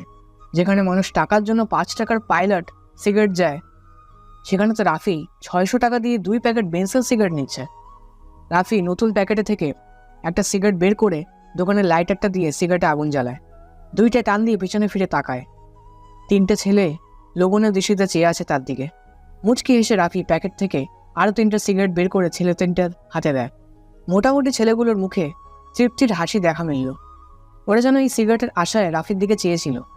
রাফি দোকান ত্যাগ করে মানুষের সাথে বেশি মিশে গেলে সম্মান কমে যায়। নিজের কোনো মূল্য থাকে না অন্যের কাছে, যার কারণে সেই মানুষগুলো যখন তখন যে কোনো কথা লিমিট ক্রস করে বলে ফেলতে পারে। রাফি যা ভেবেছিল তাই হলো। আজকে রাস্তায় অনেক লোক হাঁটতে বের হয়েছে। কারো হাতে আছে জ্বলন্ত সিগারেট, আবার কারো হাতে দামি মোবাইল। রাফি চিন্তা করছে এই অপরূপ সৌন্দর্যের রাতে যদি নুসরাত পাশে থাকতো তাহলে কতই না ভালো হতো। কিন্তু আজ মনে হয় না সে আশাটা পূরণ হবে। আরাপ, দেখ তোর পাখিকে নিয়ে কেউ উড়াল দিয়েছে মনে হয়। পাখি এবার বন্ধ খাঁচা থেকে মুক্ত আকাশে উড়াল দিয়েছি। তুই চাইলেও আর ধরে আনতে পারবি না। আরাফ বাইকের ওপর আরাম করে বসে বসে সিগারেট ফুঁকছিল। তখনই রিফাত হাসির ছলে জোরে কথাটা বলে। আরাফ রিফাতের দিকে তাকায়। দেখে রিফাত ভার্সিটির গেটের দিকে তাকিয়ে কথাটা বলছে। হাত দিয়ে রিফাতকে সরিয়ে গেটের দিকে তাকায় সে। কালো কালারের নিউ মডেলের নতুন বাইক R15V3 নিয়ে রাফি প্রবেশ করছে। পিছন থেকে রাফিকে জড়িয়ে ধরে আছে নুসরাত। এটা থেকে অনেক রেগে যায় আরাফ, যার বই প্রকাশ করছে নিজের হাতে থাকা জ্বলন্ত সিগারেটটা জোরে চেপে ধরে আছে। রিফাত, শাওন, মাসুদ, তোরা সবাই যে হকি স্টিক স্ট্রাইক যা আছে সব নিয়ে আয়। আজকে যে রাফির বাচ্চাকে আমি শেষ করেই নিব। ওর সাহস হয় কি করে আমার ভালোবাসার মানুষকে নিয়ে বাইকে করে ভার্সিটিতে আসার? আরাফের কথা শুনে সবাই চলে যায় জিনিসগুলো আনার জন্য। রাফি আজকে অনেকটা চেঞ্জ হয়ে ভার্সিটিতে এসেছে। সাদা কালারের চেক শার্ট, কালো জিন্স, হাতে লেটেস্ট মডেলের ঘড়ি, পায়ে সাদা কনভার্স, চোখে স্টাইলিশ চশমা। বাইকের পিছন তার ভালোবাসার মানুষটা বসা। মনের মধ্যে কেমন যেন আলাদা একটা ফিলিংস আসছে। রাফি বাইকটা থামায়। সামনে আরাফ আর তার বন্ধুরা হাতে স্ট্যাম্প স্টিক নিয়ে দাঁড়িয়ে আছে। রাফি আর নুসরাত বাইক থেকে নেমে দাঁড়ায়। রাফিকে কোনো কিছু বলার সুযোগ না দিতেই আরাফ তার হাতে থাকা শক্ত স্টিকটা দিয়ে জোরে একটা বাড়ি মারে রাফির পায়ে। রাফি ব্যথায় কুকড়ে ওঠে, তবে সেটা প্রকাশ করে না, শক্ত হয়ে দাঁড়িয়ে থাকে। ঠোঁটের কোণে ঝুলে আছে হতাশা ডাকা সেই হাসি। নুসরাত সামনে এগিয়ে আসবে, তার সে পারে না। রাফি হাতের ইশারায় নুসরাতকে থামিয়ে দেয়। আরাফ একটু এগিয়ে যায় রাফির দিকে। রাফির কলারটা ধরে ভার্সিটির সবার সামনে নিয়ে আসে। রাফি কিছু বলে না। আরাফ জোরে চিৎকার করে বলে, আমি নুসরাতকে পছন্দ করি, এটাই ক্যাম্পাসে সবাই ভালো করেই জানে। তাই কোনো ছেলে নুসরাতের আশেপাশে ঘেঁষে না, কিন্তু তুই সেই দুঃসাহস করেছিস। আজ আমি এমন অবস্থা করব যা দেখে ভার্সিটির সবাই ভয় পেয়ে যাবে। আমি কি আমার কোনো ছোট ভাইকে এখানে ডাকতে পারি? বেশি সময় নিব না, জাস্ট 10 মিনিট। রাফি কথাটা বলে আরাফের উত্তরের অপেক্ষায় তাকিয়ে থাকে। কম বেশি সবাই রাফির দিকে চেয়ে আছে। রাফি যে আজকে অনেক বড় বিপদে পড়েছে, কিন্তু সাহায্য করার মতোই ভার্সিটিতে কেউ নেই। রাফির কথাটা শুনে আরাফ হাসতে হাসতে বলে, ডাক তুই তোর কোন বাপকে এইখানে ডাকবি? আজ আমার দেওয়া শাস্তি থেকে তোকে কেউ বাঁচাতে পারবে না। রাফির প্রশ্নের উত্তর সে পেয়ে গেছে। মুচকি এসে সবার থেকে একটু দূরে যে পকেট থেকে দামি মোবাইলটা বের করে কাকে যেন ফোন দেয়। 2 মিনিট কথা বলে রাফির আগের জায়গায় এসে দাঁড়ায়। আরাফ এমন 10 মিনিট সময় অপেক্ষা করবে। আরাফ হাত দিয়ে কাউকে একটা চেয়ার আনতে পাঠায়। 4 পায়া বিশিষ্ট নীল কালারের চেয়ারের পায়ের ওপর পা তুলে বসে আরাফ। 10 মিনিট অপেক্ষা করতে করতে একটা সিগারেট খাওয়া যাক, যেমন ভাবনা তেমন কাজ। আরাফ একটা সিগারেট জ্বালায়। সবাই জানে আরাফের ক্ষমতা কতটা উপরে। আরাফ নিজের হাতে থাকা ঘড়ির দিকে তাকায়। রাফির দেওয়া 10 মিনিট শেষ। যাদের হাতে ঘড়ি আছে সবাই নিজেদের ঘড়িতে সময়টা দেখে নেয়। 10 মিনিট শেষ, কিন্তু এখনও কেউ আসছে না। রাফির মোবাইলে টুং করে একটা মেসেজ আসার শব্দ হয়। আরাফ সিগারেটটা নিচে ফেলে দেয়, বসা থেকে উঠে দাঁড়ায়। রাফির কাছে এসে বলে, নিজের হাতে ঘড়ির দিকে একটু তাকা, 10 মিনিট তো শেষ। তোর ছোট ভাই কি আসবে না তোকে বাঁচাতে? হি হি হি হি। রাফির সময় দেখতে হয় না, সে নিজেই সময়কে নিজের অস্তিত্বে ঘোরায়। ছোট ভাই তো কখন এসে বসে আছে, কিন্তু তোরা কখন অ্যাকশন শুরু করবি সেটার অপেক্ষায় বসে আছে। রাফির কথা শুনে উপস্থিত সবাই ক্যাম্পাসের গেটের দিকে তাকায়, কিন্তু কাউকে আসতে দেখতে পারছে না। তাহলে কি রাফি মিথ্যা কথা বলছে? কিন্তু এখানে মিথ্যা বলে লাভ কি? বড় কোনো ধরনের সমস্যা এখানে আজ হবেই। কোথায় তোর ছোট ভাই? আমি দেখতে পারছি না। কেন? নাকি আমার ভয়ে লেজ গুটিয়ে পালিয়েছে? রাফি কখনো কাউকে মিথ্যা কথা বলে না, এটা তার পছন্দ না। আমি একবার যখন বলেছি তখন তো নিশ্চয়ই আমার ছোট ভাই এসেছে, কিন্তু সে সবার চোখের আড়ালে। তোর দেখি অনেক মুখ ফুটেছে। এতদিন দেখতাম ভার্সিটির বোকার মতো আসতি, এখন মেয়ে পেয়ে নিজেকে পুরো চেঞ্জ। ভালো, বেশ ভালো। তোর এই পরিবর্তনটা আমার কাছে খুব ভালো লেগেছে। হি হি হি হি। আমি নিজেকে পরিবর্তন করেছি ঠিকই, কিন্তু সেটা কোনো মেয়ের জন্য নয়। তোর এত সাহস আসে কোথা থেকে সেটাই বুঝতে পারছি না। সাহস ছোট থেকেই আমার। আজ নুসরাতের ভালোবাসার জোরটা একটু বেশি। আজ ভালোবাসা তোর মুখ থেকে আমি চিরতরে শেষ করে দিব, আর কখনো নুসরাতের দিকে তাকানোর সাহসও পাবি না তুই। কথাটা বলে আরাফ নিজের ডান পা দিয়ে রাফির বুকে জোরে লাথি মারে। রাফি একটু দূরে ছিটকে পড়ে। রাফি নিচে থেকে উঠে দাঁড়ায়। আরাফ যে রাফির মুখের পাশে সজোরে কিল মারে। আরাফ এত জোরে মারে যার কারণে রাফির ঠোঁট কেটে গেল, গল গল করে রক্ত বেরোতে থাকে। রাফির ডান হাত দিয়ে ঠোঁটের কাছ থেকে রক্তটা নিয়ে দেখে, উচ্চকণ্ঠে হাসতে থাকে। আরাফ বোকা বনে যায়। একটা ছেলের ঠোঁট ফেটে রক্ত বের হচ্ছে, সেটা দেখেও সে কীভাবে হাসতে পারে? রাফি কি পাগল হয়ে গেছে নাকি কেউ কিছু বুঝতে পারছে না? রিফাত পিছন থেকে রাফির কাছে যেয়ে দাঁড়ায়। হাতে থাকা স্ট্যাম্পটা রাফিকে বাড়ি মারবে, তখনই কোথা থেকে একটা স্নাইপারের বুলেট এসে রিফাতের ডান পায়ে লাগে। রিফাত নিচে পড়ে যায়। ব্যথায় তার অবস্থা খারাপ, পা থেকে রক্ত পড়ছে তাকে। সে নিচে বসে বসে 2 হাত দিয়ে রক্ত বন্ধ করার বৃথা চেষ্টা করে। রাফি শব্দ করে হাসে। এই হাসিটা যেন আরাফের পছন্দ হয় না। রাফির হাসি তার কাছে বিষের মতো মনে হচ্ছে। সাবধানতা বজায় রেখে আরাফ ডান হাতে স্টিকটা নিয়ে রাফির দিকে এগিয়ে যায় মারার জন্য, কিন্তু সেটা আর পারে না। আরাফের আগেই গরম একটা বুলেট এসে আরাফের ডান হাতে লাগে। তার হাত থেকে শক্ত স্টিকটা নিচে পড়ে যায়। বাম হাত দিয়ে ডান হাতের উপর চেপে ধরে, কিন্তু এই ব্যথা যেন একটু কমার নয়। এখন যদি মৃত্যু হয়ে যেত তাহলে ভালো হতো। এই অসমাপ্ত ব্যথা সহ্য করার মতো না। আরাফদের এই করুণ অবস্থা দেখে পিছনে হাতে স্টিক নিয়ে দাঁড়িয়ে থাকা 2টা ছেলে দৌড়ে পালিয়ে যায়। উপস্থিত কেউ বুঝতে পারছে না কোথা থেকে সাইলেন্সার লাগানো বুলেট এসে লাগছে আরাফদের শরীরে। সবাই অধীর আগ্রহ নিয়ে দেখে যাচ্ছে। রাফি চেয়ারটা টেনে বসে, একটা সিগারেট জ্বালায় সে। পরিবেশটা এখন শান্ত, তবে কিছুক্ষণ পর কি হবে জানা নেই কারণ। সবার কাছে রাফি কেমন যেন অচেনা লাগছে। কেউ আগে কখনো রাফির এমন অবাক করা কাণ্ড দেখেনি। রাফি সিগারেটের বিষাক্ত ধোঁয়াগুলো উপরের দিকে ছাড়তে ছাড়তে বলে, আরাফ, কেমন লাগলো আমার শেষ খেলাটা? এতক্ষণ ধরে আমি তোকে কিছু বলিনি, এর মানে এই না যে আমি বোকা, আমি কিছু বলতে পারবো না। আমি শত্রুকে মারতে একটু টাইম নেই, দেখতে চাই শত্রু আমার প্রতি কতটা কঠোর হতে পারে। কুত্তার বাচ্চা, তোকে আমি দেখে নিব, তুই আমাকে চিনিস না। আমি কে, কি আমার ক্ষমতা, এই সম্পর্কে তোর কোনো ধারণাই নেই। আমি নিজেই নিজের ক্ষমতা সম্পর্কে ধারণা নেই, আবার তোর ক্ষমতা সম্পর্কে কি জানবো আমি? রাস্তার পাতি কুকুরগুলো একটু বেশি চিল্লায়, আর সিংহের একটাই গর্জন যথেষ্ট শহরটা কাঁপানোর জন্য। পিছন থেকে গুলি করে কে? নিশ্চয়ই তোর ছোট ভাই। সাহস থাকলে বল সামনে আসতে, দেখি কার কত দম। মশা মেরে হাত কালো করার কোনো ইচ্ছেই আমার নেই। সিংহ সিংহের সাথে লড়াই করবে, কোনো পাতি কুকুরের সাথে না। কথাটা বলে বসা থেকে উঠে দাঁড়ায় রাফি। বাম পা দিয়ে চেয়ারকে ফেলে দেয় সে। সামনে যে নুসরাতের হাতটা ধরে সে। পিছন থেকে চিৎকার দিয়ে আরাফ বলে, রাফি, তোর সাথে আমার আবার দেখা হবে। এখন সময়টা তোর ছিল, কিন্তু তখন আমি সময়টাকে নিজের করে নিব। চ্যালেঞ্জ রইল। আরাফের কথা শুনে রাফি মাথাটা বাঁকা করে, জোরে বলে, দাওয়াত রইল আমার নিরবিচ্ছিন্ন শহরে। নিজের শহরে ডেকে এনে ভালো খাতিরদারি করব, চলে আসিস। রাফি কথাটা বলে সেখানে দাঁড়ায় না। নুসরাতকে বাইকের পিছনে বসিয়ে রওনা দেয় তাদের গন্তব্যে। রাত 12টা কিংবা 1টা হবে। বাইরে মুষলধারে বৃষ্টি পড়ছে। শহরটা এই বৃষ্টিতে ভিজতে ভিজতে পরিষ্কার হয়ে যাচ্ছে। কিন্তু এই শহরের কিছু মানুষের মন এখনো পরিষ্কার হয়নি। ভেতরে রয়ে গেছে অহংকার, হিংসা, মিথ্যা, আরও কত কিছু। মিরপুরের এই রাস্তাটা আজ বড্ড ফাঁকা। কোথাও কোনো মানুষের আনাগোনা নেই। নিস্তব্ধ হয়ে গেছে ব্যস্ত শহরটা। দূর থেকে ল্যাম্পপোস্টের আলোয় স্পষ্ট দেখা যাচ্ছে মিরপুরের এই নীরব রাস্তায় একদল লোক দাঁড়িয়ে আছে। পরনে সবার রেনকোট, কারোর রেনকোট কালো কালারের, আবার কারো হলুদ। কেন তারা এভাবে বৃষ্টির মধ্যে রাস্তায় দাঁড়িয়ে আছে? কি তাদের উদ্দেশ্য? রাফি আজকে রাতে মিশনের জন্য প্রস্তুত হয়ে গেছে। কালো কালারের পরিচিত রেনকোটটা পরেই বাইকটা স্টার্ট দেয়। আজকে বাইকে অনেক বৃষ্টি, রাস্তাটা পুরো ফাঁকা। নিজের বাবা মায়ের মৃত্যুর প্রতিশোধ নিতে সালমানের মৃত্যু ঘোষণা করতে যাচ্ছে রাফি। সন্ধ্যা থেকে রাফি টনিকে দেখছে না, যার কারণেই একাই মিশনে বের হয়ে রাফি মিরপুরের স্টেডিয়ামের পাশের রাস্তায় এসে বাইকটা থামায় রাফি। সামনে অনেকগুলো লোক যেন রেনকোট পরে দাঁড়িয়ে আছে।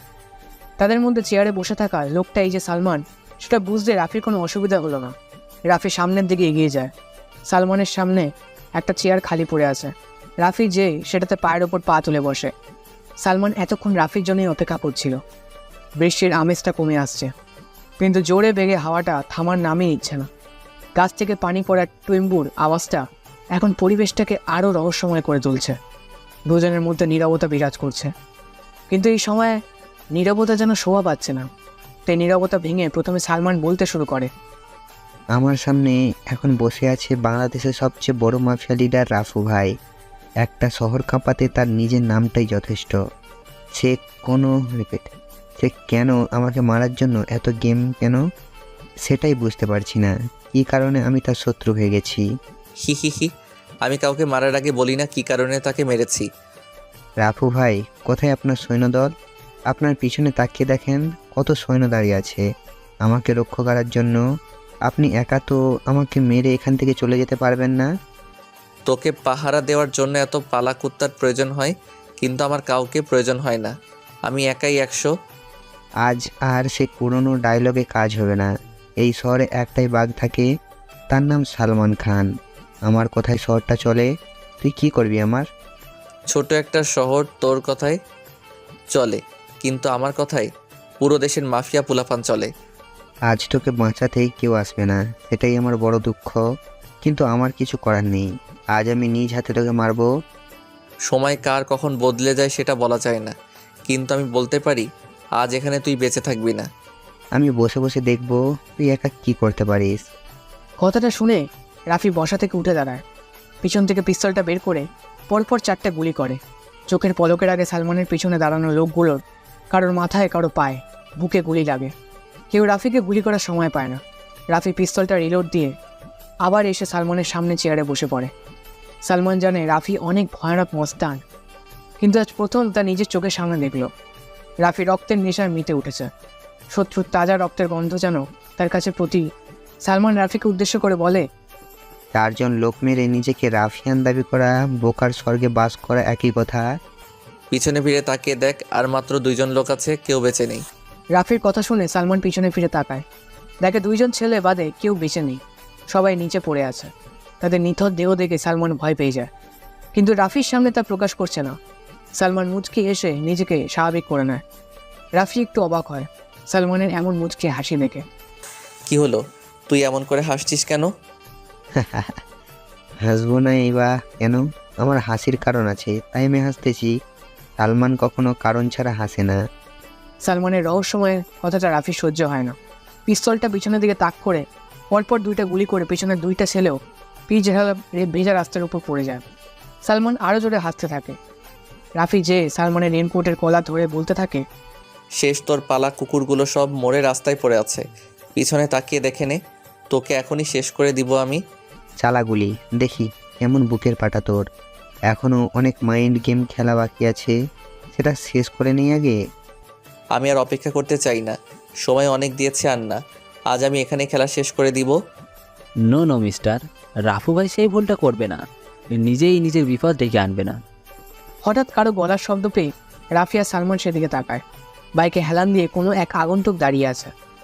পরনে তার কালো রেনকোট, মাথায় বড় কুড়ালা টুপি, মুখে কাটা মাস্ক। আগন্তুক দেখতে অনেকটা রাফির সাথে মিল আছে। কি আগন্তুক রাফির নিজের ধারণার বাইরে, কিন্তু আগন্তুকের গলার কণ্ঠটা রাফির অনেক পরিচিত। তবে রাফি সেটা মনে করতে পারছে না। আগন্তুককে দেখে সালমান জোরে জোরে হাসতে থাকে আর বলতে থাকে, চলে এসেছে আমার মাইন্ড গেমার। রাফু, তুই চাইলেও আমাকে আর মারতে পারবি না, কারণ তোর একটা বড় জিনিস আমার কাছে আছে। কি সেই জিনিস যেটা তোর কাছে আছে? আরে এত উত্তেজিত হচ্ছিস কেন? জানবি কি তোর জিনিস, আর দেখতেও পারবি। অনেক সময় হয়ে গেছে সিগারেট খাওয়া হয় না, আমি সিগারেটটা জ্বালিয়ে নিই, তারপর তোর সাথে কথা বলছি। সালমান রেনকোটের সামনের পকেট থেকে একটা সিগারেটের প্যাকেটের লাইটারটা বের করে। সিগারেটের প্যাকেটে মনে হয় একটাই সিগারেট ছিল। সালমান সিগারেটটা ঠোঁটে চাপে, খালি প্যাকেটটা নিচে ফেলে দেয়। রাফি ভেবে পায় না কি এমন জিনিস যেটা সালমানের কাছে আছে। নুসরাত না, নুসরাত কেন হবে? সালমান নুসরাতের খবর কীভাবে পাবে? কেউ তো জানে না নুসরাতের কথা। তাহলে কি জিনিস? রাফি আর ভাবতে পারছে না, তাই উচ্চস্বরে বলে, সালমান, আমার জিনিসটা কি সেটা দেখা, আমি আর অপেক্ষা করতে পারছি না। জিনিসের জন্য রাফু ভাই অনেক পাগল দেখছি। এই বের করে আনো রাফু ভাইয়ের অমূল্য সম্পদ। আগন্তুকটা সালমানের গাড়ির দরজার খুলের ভেতর থেকে একটা মেয়েকে বের করে আনে। মেয়েটার হাত দুটো পিছন দিয়ে গাঁথা, বাঁধা, মুখে টেপ লাগানো। আগন্তুক মেয়েটার মুখ থেকে টেপটা সরিয়ে নেয়। রাফি দূর থেকে দেখতে পায় মেয়েটার কেউ না, নুসরাত। কিন্তু সালমান নুসরাতের সম্পর্কে কীভাবে জানলো? না, রাফি নুসরাতকে এমন অবস্থা দেখে রেগে যায়। সালমান, তুই নুসরাতকে ধরে এনে অনেক বড় ভুল করে ফেলেছিস। সঠিক সময়ে এমন ভুল কাজ করাই আমার স্টাইল। যতক্ষণ পর্যন্ত নুসরাত আমার কাছে থাকবে ততক্ষণ তুই আমার কিছুই করতে পারবি না। রাফি নিজের মাইন্ডটাকে শান্ত করে, ঠান্ডা মাথায় বলে, অনেক বড় ভুল করে ফেললি। সামনের আগন্তুকটাকে আমি সেটা জানতে চাই।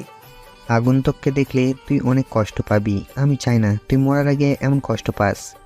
কে মরবে কে বেঁচে থাকবে সেটা সময় বেশ ভালো জানে। আগন্তুককে বল মুখ থেকে মাস্কটা খুলে ফেলতে। সালমান হাত দিয়ে কিছু একটা ইশারা করে। সামনে থাকা আগন্তুক মুখ থেকে মাস্কটা সরিয়ে নিচে ফেলে দেয়। দূরের ল্যাম্পপোস্টের আলোয় মুখটা কিছু বোঝা যাচ্ছে যে আগন্তুকটা টনি। রাফি অনেকটা চমকে উঠে টনিকে এভাবে দেখে। বেইমান, সবাই বেইমান। টনিকে এত বিশ্বাস করতো রাফি, কিন্তু কি করলো? সে বেইমানি করছে। টনি তুই এখানে এই অবস্থায় কেন? ভাই টাকা টাকা সব তার খেলা।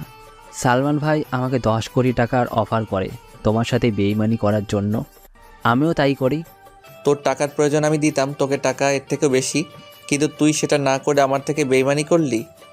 কিছু করার নেই রাফু, টাকার জন্য সবাই সব কিছু করতে প্রস্তুত আছে। রাফি আর সহ্য করতে পারে না। খেলাটা এখানেই শেষ করা দরকার। রাফির কোমরের কভার পয়েন্ট থেকে ছোট্ট একটা পিস্তল বের করে, চোখের পলকের আগে 2টা গুলি করে একটা মেয়ে টনির কপাল ভেদ করে বাইরে চলে যায়। টনি নিস্তেজ হয়ে নিচে পড়ে যায়। আরেকটা বুলেট যে সালমানের বাহুতে লাগে। ব্যথায় কুকড়ে ওঠে সালমান। নুসরাত ভয় কাঁপছে। রাফি সালমানের দিকে এগিয়ে যায়। পিস্তলটা রিলোড নিয়ে নেয় রাফি। সালমান ভয় পেয়ে যায়। রাফিকে দেখে সে ভয় পিছোতে থাকে। রাফি সালমানকে থামানোর জন্য আরেকটা গুলি করে তার পায়ে। সালমান ভয় কাতর চেহারা দিয়ে কাঁপা কাঁপা গলায় বলে, রাফু ভাই, আমাকে ছেড়ে দেন। আমি আপনার কি এমন ক্ষতি করেছি যার কারণে আমাকে এইভাবে শাস্তি দিচ্ছেন? মনে করে দেখ, আজ থেকে প্রায় 10 বছর আগে ঢাকার সবচেয়ে ধনী বিজনেসম্যান আশরাফ চৌধুরী আর তার স্ত্রীকে কোনো এক আধার রাতে খুন করে চলে গিয়েছিলি তুই। মনে আছে সেই কথা? না ভাই, আমি তো তেমন কোনো খুন করিনি। মিথ্যা কথা আমার একটু সহ্য হয় না। তুই সত্যি কথা বল, বেঁচে যাবি। হ্যাঁ হ্যাঁ ভাই, আমি নিজেই খুন করেছি, কিন্তু সেই 10 বছর আগের ঘটনার সাথে আপনার কি সম্পর্ক? সম্পর্কটা খুব গভীর। সে আশরাফ চৌধুরীর ছেলে আমি। দেখ, ভালো করে দেখ আমাকে চিনতে পেরেছিস কিনা। রাফি মুখ থেকে মাছটা খুলে ফেলে দেয়। সালমান এবার মুখ ফুটে বলে ওঠে, রাফি তুমি? কিন্তু এটা কি করে সম্ভব? রাফি আর কোনো প্রশ্নের জবাব দিতে চায় না। পিস্তলটা সালমানের দিকে তাক করে ট্রিগারে জোরে একটা চাপ দেয়। গরম বুলেটটা যে সালমানের মাথায় লাগে। মাথা থেকে তাজা রক্ত বের হয়ে পিচ ঢালা ভেজা কালো রাস্তায় পড়েছে। নুসরাত দৌড়ে এসে রাফিকে জড়িয়ে ধরে। রাফি বুঝতে পারছে নুসরাত অনেক ভয় পেয়ে আছে, তাকে শান্ত করতে হবে। তাই রাফি বলে, নুসরাত, এই নুসরাত, তাকাও আমার দিকে। একজন রাফিয়ানের হবু বউ হয়ে এভাবে ভয় পেলে চলবে?